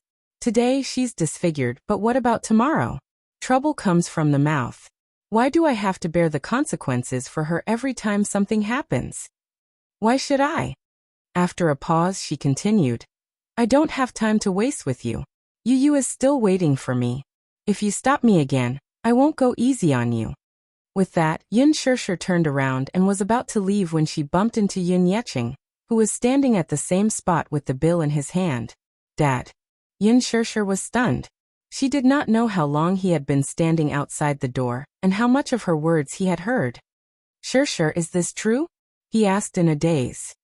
She's taking drugs and gambling outside? Did you pay off her debts on her behalf? Yin Na trembled in fear at the sight of Yin Yeching. D****, Yin Shishir. Why did she reveal all these? Isn't she trying to get me killed? Dad, don't ask anymore. I don't want to talk about it. I've done a lot for this family, but they don't welcome me. If you don't welcome me, I'll just leave. Yin Shishir lowered her head and brushed past him. I'm sorry. Yu is sick. I'm not in the mood to talk about this. Is Yu sick? Yin Yecheng was shocked. Just as he was about to chase after Wuxia to clarify the matter, he saw the latter turn around and glare at him coldly. His sharp gaze caused him to stop in his tracks, not daring to step forward. Mr. Yin, I suggest that you clean up your household affairs first. If you don't deal with it, I don't mind intervening. The meaning behind his words was that if he were to make a move, then he would surely not let Li Qin and Yin Na have an easy time. After saying that, Wuxia followed behind Yin Shishir and disappeared around the corner of the corridor. Yin Yecheng walked into the ward in a daze. The moment he raised his head and saw Li Qin's uneasy face, his face darkened. Hubby. Pa. What she got in return was a slap that turned into anger out of humiliation. Li Qin covered her face, dumbfounded. She did not expect him to slap her. In her momentary daze, he gave her another slap. This time, he used more force, causing her to fall backward and hit the cabinet. Blood flowed from her head. Yin Yecheng did not care that there were other people in the ward. His anger made him lose his rationality. You disgrace. Don't you think things are messy enough? Are you a beggar? Are you asking for money from others? Why did I marry a wife like you? You're a disgrace to the Yin family. Yin Na was so frightened that she hid in the corner. Chapter 261. Yin Yecheng sat on the stool in a huff. He slammed the bedside table and glared at Yin Na. Let her go. Isn't she shameless? What's the use of caring about her looks when she's already so embarrassed? Not only is she disfigured, she doesn't even want her face and dignity anymore. She can't live like this anymore. He paused for a moment before saying in a pained voice, Li Qin, let's get a divorce. Take our daughter and leave. I can't afford to have a wife like you, nor can I afford to raise a daughter like you. There was an eerie silence in the ward. Everyone was stunned. Yin Na was so frightened that she covered her mouth with tears streaming down her face. Li Qin's face cracked when she heard the word divorce. Yu was lying on the bed reading a newspaper. His hearing had always been sharp. He seemed to have heard hurried footsteps coming from the corridor. He immediately threw the newspaper aside, lay back on the bed, and signaled to Li Hanlin with his eyes. Li Hanlin immediately got the hint. The little lad closed his eyes and pretended to be dead. He got up and walked to the door to open it, only to see Yin Shishir and Wuxia walking toward him. Zio. Mu. Li Hanlin's lips twitched. This wasn't how the script was supposed to go. Why was Wuxia here? When Yin Shishir saw him, she quickened her pace and walked to the door of the ward. She looked inside anxiously. The ward was a normal one, but under Li Hanlin's arrangement, there were no other patients. In the spacious ward, Yu lay quietly on the bed next to the wall. His little face was as pale as a sheet of white paper. His lips, in particular, were cracked and dry. His mother's heart ached so much that she felt like tearing it apart when she saw it. Yin Shishir asked worriedly, Principal, how are you? How is Yu? Li Hanlin pursed his lips and pretended to be worried and reproachful. Why are you only here now? I've never seen such an irresponsible mother like you. Yu's condition doesn't look too good. The doctor said that this isn't the first time he's had an attack like this. Yes, it's not the first time I've had a relapse, but it's the first time I've had a relapse in 2 years. Yin Shishir's heart clenched into a ball, and she couldn't help but tear up. Yu was her Achilles heel. When she thought about how Yu had to go through so much pain at such a young age, she wished she could take her child's place and bear this pain. Li Hanlin nodded, pretending to be serious. Yes. If she didn't take good care of her body, the chances of her relapse would only increase. At that time, her condition would worsen, and she would have to undergo surgery. But the child is so young. I'm afraid that his body won't be able to take such a big operation. Thank you. Has he not woken up yet? Li Hanlin shook his head regretfully. Although his condition has stabilized, the little guy has not woken up yet. However, you don't have to worry. The doctor said that the condition is under control. It's not a big problem for now. Thank you. Yin Shishir thanked him and immediately walked towards the bed. Wuxia was about to enter the ward, but Li Hanlin stopped him at the right time. The latter looked at him with a displeased expression. His cold gaze seemed to be asking why Li Hanlin stopped him. Li Hanlin was shocked by his sharp gaze, but he immediately said, You can't go in. Wuxia frowned slightly. He raised his hand and swatted Li Hanlin's arm away. Then he slowly walked into the ward. Li Hanlin, who was standing at the door, was obviously shocked. Chapter 262. Yin Shirshir sat on the edge of the bed anxiously. She looked at little Munchkin's pale face and gritted her teeth. Her heart felt like it was being stabbed by a knife. She reached out and caressed Yuyu's face, but all she felt was coldness. Yin Shirshir frowned, her heart throbbing in pain. It was so cold, as if there was no warmth at all. Tears flowed out of her eyes uncontrollably. Her heart ached so much that she couldn't control herself. Yuyu. She called out his nickname softly, but her voice was as soft as a mosquito, for fear of waking him up. Wuxia stood behind Yin Shirshir and looked at little Munchkin on the bed. His heart felt strangely suffocated at that moment. What kind of emotions would a man feel when he saw his biological son whom he had lost contact with for a full 6 years? He only felt that something was constantly surging in his heart. This kind of feeling was unfamiliar and warm, and it was difficult to describe with any words. It wasn't the first time he had realized that he was a father. Back then, when this woman gave birth to Xiaoyichen for him, he, who had always been calm, actually made mistakes in the board meeting. After the meeting, he rushed to the Mu family's private hospital and took the infant from the nurse. It was so small, with a small head, a wrinkled face, and a pair of eyes that were tightly squinted. It was difficult for the infant's 2 small hands to hold his index finger. When he held the child in his arms, the crying child stopped crying in an instant. He waved his arms and hugged his hand. Then he sucked on his finger out of instinct and started sucking on it. Wuxia was tickled by the child's interesting reaction, and his eyes were filled with joy. At that moment, he thought that he was dreaming. He was a father? He didn't have a happy marriage, he didn't have a beloved wife. He didn't even have the experience of waiting outside the delivery room anxiously like other men. It was as if a xiaobao had fallen from the sky. He had become a father, and he had a son. At that time he swore to give this child a warm family. Even if this family didn't have a mother, he would be a good father. Wuxia's concept of a father was still that of his own father. But now that he had become a father, he felt somewhat at a loss, helpless, and complicated. It was his first time holding a child. He stared at Xiaoyichen for a long time, as if trying to find traces of himself on the child's face. But the child was still so young and his face was wrinkled. Only when he was 1 month old could he vaguely see that the child's lips were very similar to his, thin and well-defined. When little Yichen was a year old, even Grandpa Mu happily said that the child resembled him by 70 to 80%. Logically speaking, a son should be more like his mother, while a daughter should be more like her father. However, Xiaoyichen was extremely similar to him. It wouldn't be an exaggeration to say that he was a carbon copy of him. Now, as he stood in the ward and looked at Yuyu, who was lying on the bed, his heart was filled with complex emotions. Compared to 6 years ago, when he carefully carried a crying little Yichen in his arms, his feelings were even more complicated. When the pregnancy report came out that Yin Shirshir was pregnant with identical twins, Grandpa Mu was very happy. However, the baby was born prematurely in August.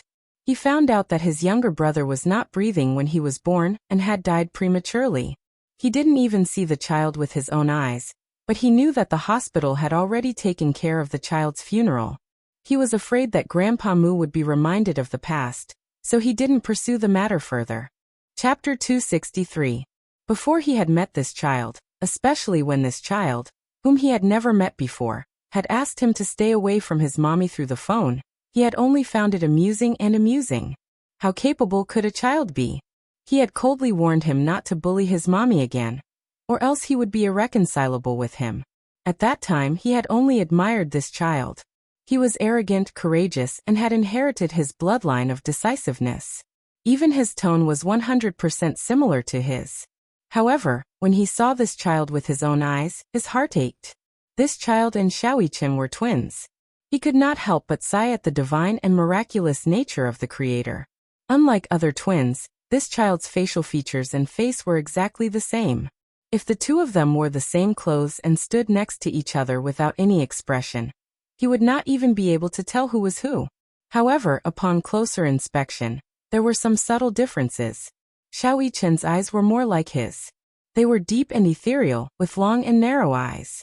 His eyelashes were thick like the feathers of a phoenix, and his nose bridge was high and straight.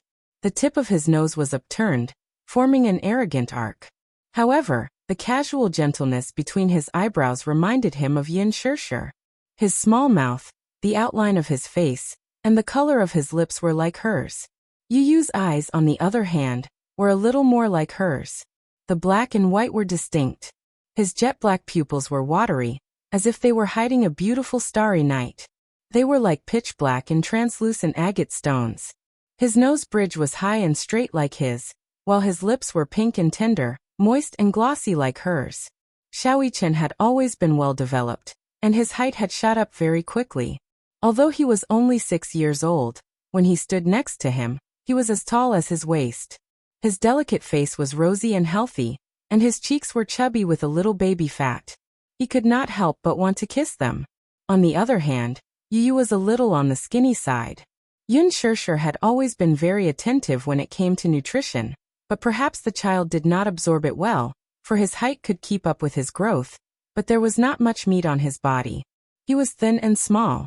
Although he was about the same height as Little Chen at a glance, his wrist was so thin that he could easily hold it with 2 fingers. Yu Yu. Yin Shirshir called out to him. Yu Yu opened his eyes slightly. Seeing that he was awake, Yin Shirshir was both surprised and happy. She hugged him and said sympathetically, Yu Yu, you're awake. Mommy is late. I'm sorry. Yu Yu's delicate little face cringed slightly and he pouted. His watery eyes were filled with tears of grievance. He rubbed against her arms longingly and grumbled, Mommy, why are you only here now? Yu Yu has been waiting for you for a long time.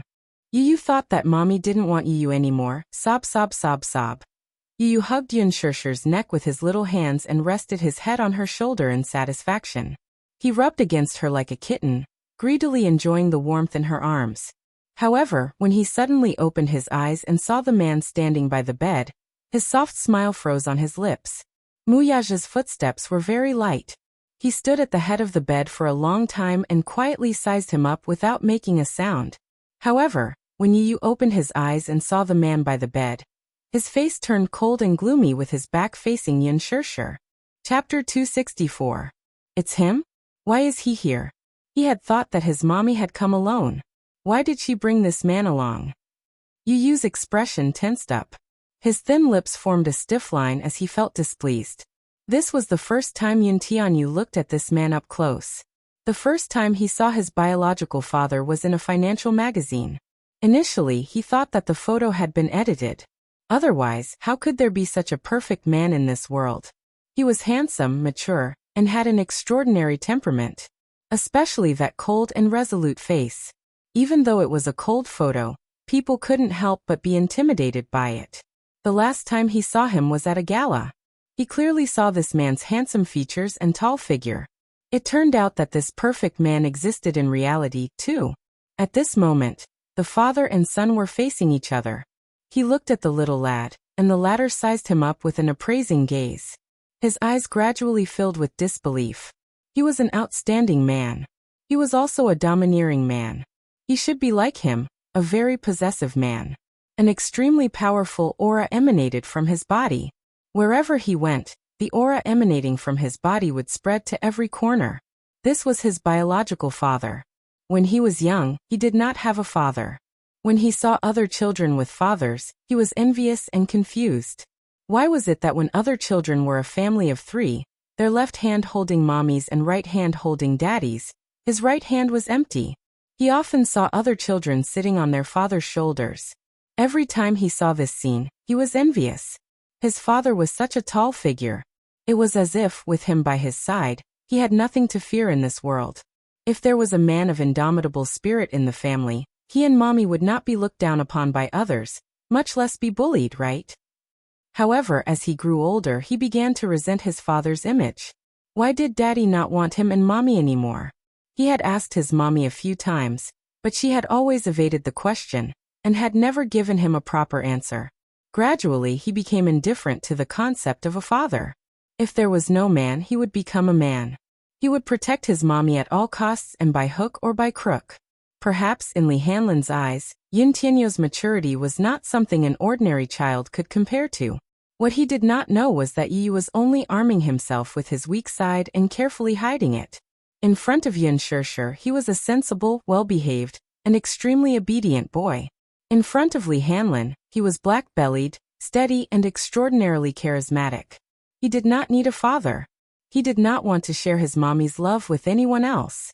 At this thought, Yu's little hands hugged his mommy's shoulders. This man was really taking over his mommy's life step by step. He couldn't just sit back and watch. "Mommy, why haven't you come home for 2 days? There's only Yu at home. Yu is so scared." Yin Tianyu rested his small face on his mother's shoulder. His small lips opened and closed as he cried out in a trembling voice. His childish voice was hoarse and choked with sobs, making anyone who heard it feel heartache. Chapter 265. Yin Shishir was hugging Yin Tianyu, so she could not see the expression on his face. However, when she heard the little lad's tearful complaints, her heart broke. Sorry. Yu, mommy is wrong. Mommy won't leave Yu alone at home anymore. It's mommy's fault this time. Yu, you can punish mommy however you want." Wuxia stood by the bed with furrowed brows. This little lad was young, but he was quite scheming. He even knew how to make use of his mommy's guilt toward him. Although he spoke coquettishly, he glared at him coldly. He could not help but marvel at his superb acting skills. Yin Tianyu raised a brow, and threw a cold glance at Wuxia. He then softly said to Yin Shishir, "Stupid mommy. How can you bear to punish mommy? Mommy must have had something on last night, so she couldn't come back. Yu doesn't blame mommy, but don't leave Yu alone next time. Yu is really scared." With that, his lips curled up slightly as if he was showing off to the man. He then coquettishly said, "Mommy, if I must punish you, then I'll punish you by making you accompany Yu to bed every night and telling Yu stories." "Okay. Pinky promise. You can't go back on your words." Yu stretched out his pinky and hooked it. Yin Shishir gently wiped away the heartache in her eyes and hooked her pinky with his. "Pinky promise." Yu's eyes curved gently. He rested his forehead on Yin Shishir's and rubbed it coquettishly. He pouted and said, "Mommy, Yu forgives you." "Yu good boy." Yin Tianyu suddenly looked at Wuxia and pretended to be surprised. Mommy, who is this uncle?" Yin Shishir's expression turned awkward. He didn't know that Yu already knew his identity. Now that little munchkin mentioned it, he didn't know what to do. How should he introduce them? Could it be that Yu, this is your daddy? Yu would be terrified. For 6 years he had never mentioned anything about his biological father in front of the child. Now that he was suddenly told that he had a father, it was naturally difficult for him to accept. When she thought of this, her expression became extremely ugly. She subconsciously looked behind her and glanced at the man beside the bed. The latter was looking at her, as if he was also waiting for her to explain. She sucked in a deep breath of cold air, and could not help pursing her lips in distress. She really didn't know how to introduce him. Usually, her life was split between work and home, so she didn't have many friends. She had met a few of her friends, colleagues, and Yu. Although the child was young, he was very meticulous. While she was hesitating, Li Hanlin suddenly coughed lightly and secretly signaled Yu with his eyes. Wuxia turned to look at him. He immediately retracted his gaze and looked down. At the side, Yin Shishir suddenly reacted and explained with a smile. "Yu, this is mommy's university professor. His surname is Mu, and he took good care of mommy when we were in school." She rarely lied, so she felt a little guilty. After Yin Shishir introduced him, she secretly looked at the man's expression. Wuxia still had a gentle smile on his face. He didn't deny it, nor did he reveal any other emotions. However, when he looked at her from the corner of his eyes, there was a hidden meaning in them that she couldn't fathom. Li Hanlin snickered at the side. Chapter 266. Yin Tianyu's expression did not reveal any surprise, but his eyebrows twitched subtly. Li Hanlin snickered at the side. This mother-son pair was really something. The son lied to his mother that his personal assistant was the kindergarten principal, while the mother lied to her son that the child's biological father was a university professor. The father-son pair was really something. They knew each other's identity, and the only one who was kept in the dark was Yin Shishir. Yun Shirshir would never have guessed that the little rascal would be unaware of Muyaja's identity. Did she really think that Yin Tianyu was a 6-year-old child? Li Hanlin's lips twitched at the thought of this. Ahem. All right. Yin Tianyu was indeed a 6-year-old child. Yin Tianyu chuckled and greeted him gently. So you're mommy's university professor. You look really young though. About 27 or 28. There was a gentle smile on her face, but her eyes were fixed on the man, and there was a faint taste of gnashing teeth. Muyaja chuckled. The little lad's eyes were really sharp. He could tell his age at a glance. Thus he stretched out his slender hand, and held the little fellow's little hand. The man's hand was broad and warm, fair and smooth, and his fingers were long and slender. The little lad's hand, however, was slightly cold. Although it was chubby, it was slightly pale. Due to Yin Shirshir's presence, Yin Tianyu could not shake off his hand. He could only put on a fake smile, feeling extremely awkward inside. Muyaja smiled and held his hand. He said lightly, "Little you can call me Uncle Mu." His voice was mellow and charming. Like aged wine, it was easy to get intoxicated. Yin Shirshir was a little surprised. She did not expect this man to go along with her lie. His expression was so natural, as if he were really her university professor. Yin Tianyu smiled unnaturally. "Uncle Mu, you must be very busy. Thank you so much for coming to see me so late. Mommy was taken care of by you in university. I must have caused you a lot of trouble, right?" Muyaja raised his eyes and looked deeply at Yin Shirshir. He chuckled and said, "No. Your mommy is usually very obedient." For some reason, when he said this, there was a deeper meaning behind it. Yin Shirshir turned her face away unnaturally, and the corners of her lips were a little stiff. Just as they were exchanging pleasantries, someone knocked on the door respectfully. Shortly after, a man in a suit led a few of Yin Tianyu's attending doctors in. Yin Shirshir was a little surprised. She recognized this man. This man in a suit was the director of this hospital, Meng Qingyang. But why was he here? While he was in doubt, he saw Meng Qingyang walk to Muyaja's side with a respectful and warm smile. He had just received news that the young master of the Mu family, the young CEO of the Mu group, had appeared in his hospital. He had rushed over immediately. Although he did not know why he was suddenly here, this was a big deal. One must know that even if the sky were to collapse, this distinguished person must not be neglected. Of course, he must be treated well. One must know that in the future, he still had to rely on this big shot. Chapter 267. Meng Qingyang was dumbfounded by his words. "Student? Father?" Meng Qingyang glanced at Yin Shirshir, who was standing at the side with a stupefied expression. He pondered for a moment, and although he did not quite understand what was going on, he knew how to judge the situation. Thus he cooperated and said, "Hello, Mr. Mu." As he spoke, he sized up the beautiful woman standing at the side. For a moment, he could not figure out her identity. She looked quite obedient. Judging from her attire, she did not look like a student, but her appearance was still young and her face was unbelievably beautiful. As he thought of this, he hummed politely in agreement with his remark. "Is this Mr. Mu's student? One look and I can tell that she's a talented woman." Yin Shirshir exchanged pleasantries with an embarrassed look on her face. The corner of Li Hanlin's mouth twitched. Everyone in the room, be it old or young, male or female, was acting. Were they all good at acting? Muyaja surveyed the ward. Narrowing his eyes, he slowly said, "This ward seems a little shabby. It's not suitable for the patient to recuperate." As soon as his cold voice fell, Meng Qingyang broke out in a cold sweat. He smiled apologetically and nodded his head repeatedly. He then turned to reprimand the attending doctor.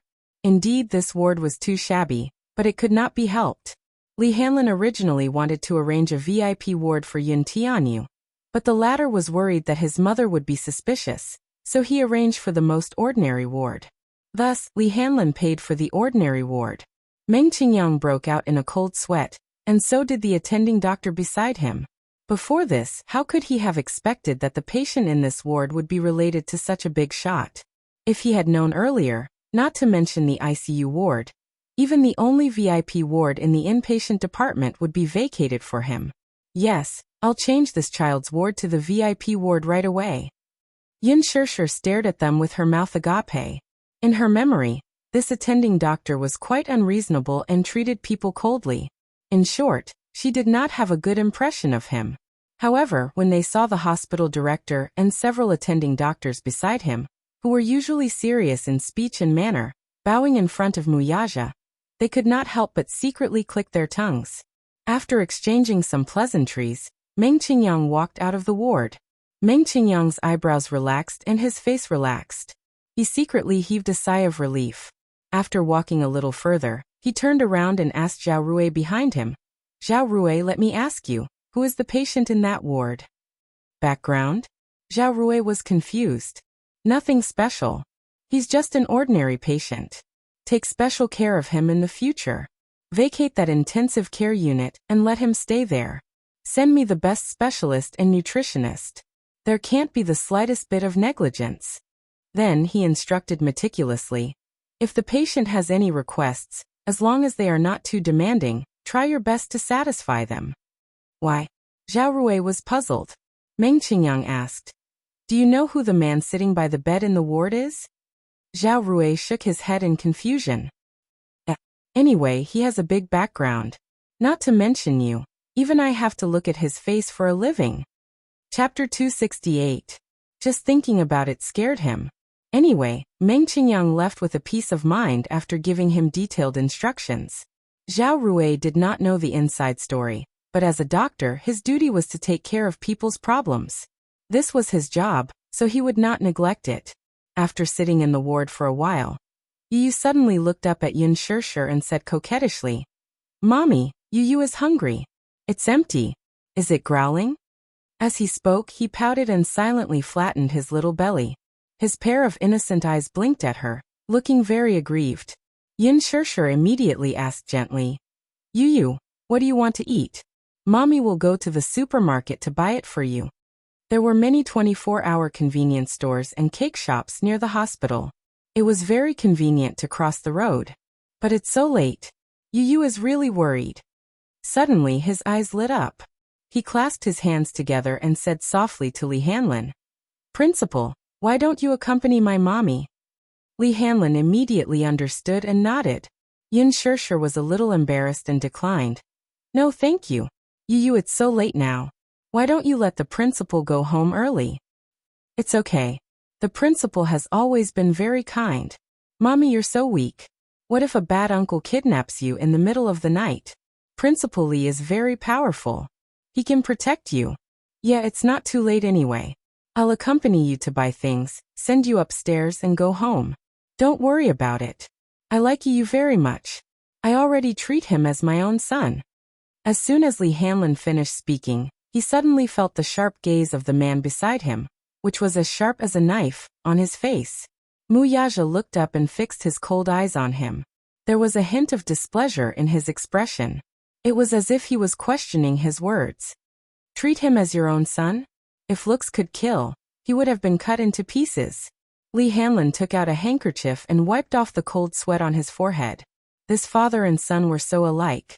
The little one's aura was already intimidating enough. The bigger one's legs would turn to jelly with just one look. At that moment, the atmosphere in the ward was a little strange. Wuxia, little Munchkin, and Li Hanlin exchanged glances. Yun Shirshir did not notice anything unusual about the three of them. She only thanked Li Hanlin gratefully. "Thank you, Principal. I still don't know how to thank you for this matter. It's so late, let me treat you to a cup of coffee." The two of them were about to leave, but before they could step out of the ward, she felt a tug on her arm and was pulled back. Wuxia had one hand in his belt. He leaned over slightly and whispered in her ear, "Come back soon, okay?" I don't like you being with other men." Wuxia breathed into her ear with a devilish smile, but there was a hint of warning in his eyes. Yun Shirshir's face turned red from his domineering and ambiguous words. She glared at him with her clear eyes, wanting to say something. "Who are you to control me? Isn't it my freedom to be with whoever I want?" "Little mouth, you're quite fierce, huh?" Wuxia was displeased. He gently bit her lip, not caring that they were in front of Li Hanlin. Li Hanlin stood at the side, not knowing where to look. Chapter 269. Fooling around? How is this fooling around? Yun Shirshir lowered her voice. Don't be naughty in front of the child. Muyaja's lips curled into a devilish smile, but he did not heed her advice. As if deliberately going against her, he kissed her on the lips again. Li Hanlin was caught off guard by the public display of affection. He didn't even have a chance to dodge. His mouth was stuffed with a bulging bag of dog food. He only felt that he was so redundant standing there and couldn't wait to escape. Yin Tianyu, who was sitting on the bed, was stunned by the man's abrupt action. From his angle, he couldn't see what the man was doing. He could only see that he was lowering his body, and his well-proportioned body almost blocked his line of sight. He could only vaguely see that his mommy's face was flushed with an ambiguous blush. At that moment, something seemed to explode in his head. He angrily grabbed the pillow and punched it. Still, he could not help but ask with a fake smile, "Mommy? What are you and Uncle Mu doing?" Yin Shirshir awkwardly pushed Muyaja away at once. The man's face did not show any signs of unnaturalness. He raised a finger and slowly said, "Shh. I'm whispering to your mommy." The devilish smile on his face was obviously a blatant provocation to him. Yin Tianyu's lips curled into a smile, but the expression in his eyes had long been distorted beyond recognition. The corner of the blanket in his hand was also crumpled into a ball from his ravaging. Yin Shirshir, who was standing at the side, felt even more awkward. Whispering, "This man is really..." Yin Shirshir suppressed her anger and smilingly said to her son, "Mommy will go buy bread for you now. You must be good and not run around in bed." With that, she warned Muyaja, "Professor Mu, please take care of my Yu. I'll be back soon." With that, Yin Shirshir and Li Hanlin left the room. Just as the door to the ward closed, the father and son faced each other in the room. Yin Tianyu's smiling face turned cold all of a sudden. The gentle and doting smile on the little lad's face when he looked at Yin Shirshir earlier had long since disappeared. Muyaja looked at his serious expression. For a moment, he seemed to see his younger self in him. She was always cold and emotionless. She was always in a defensive posture, completely sealing herself in her own world. She had never opened her heart to anyone. Yin Tianyu looked at him coldly. His eyes were filled with vigilance, scrutiny, and indifference. Muyaja couldn't help but smile. He couldn't help but walk forward and sit beside the bed. Facing him sideways, he slowly reached out his hand and gently stroked his cold cheek. Yin Tianyu's face froze as his body stiffened. Almost subconsciously, he raised his hand and slapped the man's hand away. "Don't touch me." His words were cold and emotionless. There was only indifference. Thinking of his provocative behavior in front of him, he was filled with displeasure. Muyaja raised a brow in surprise. This little bun seemed to be full of hostility toward him. When Yin Shirshir was around, he could still put on a smile to deal with him. When Yin Shirshir was not around, the little bun could not even be bothered to put on a pretense in front of him. He suddenly felt that this little bun had inherited some aspects from his mommy.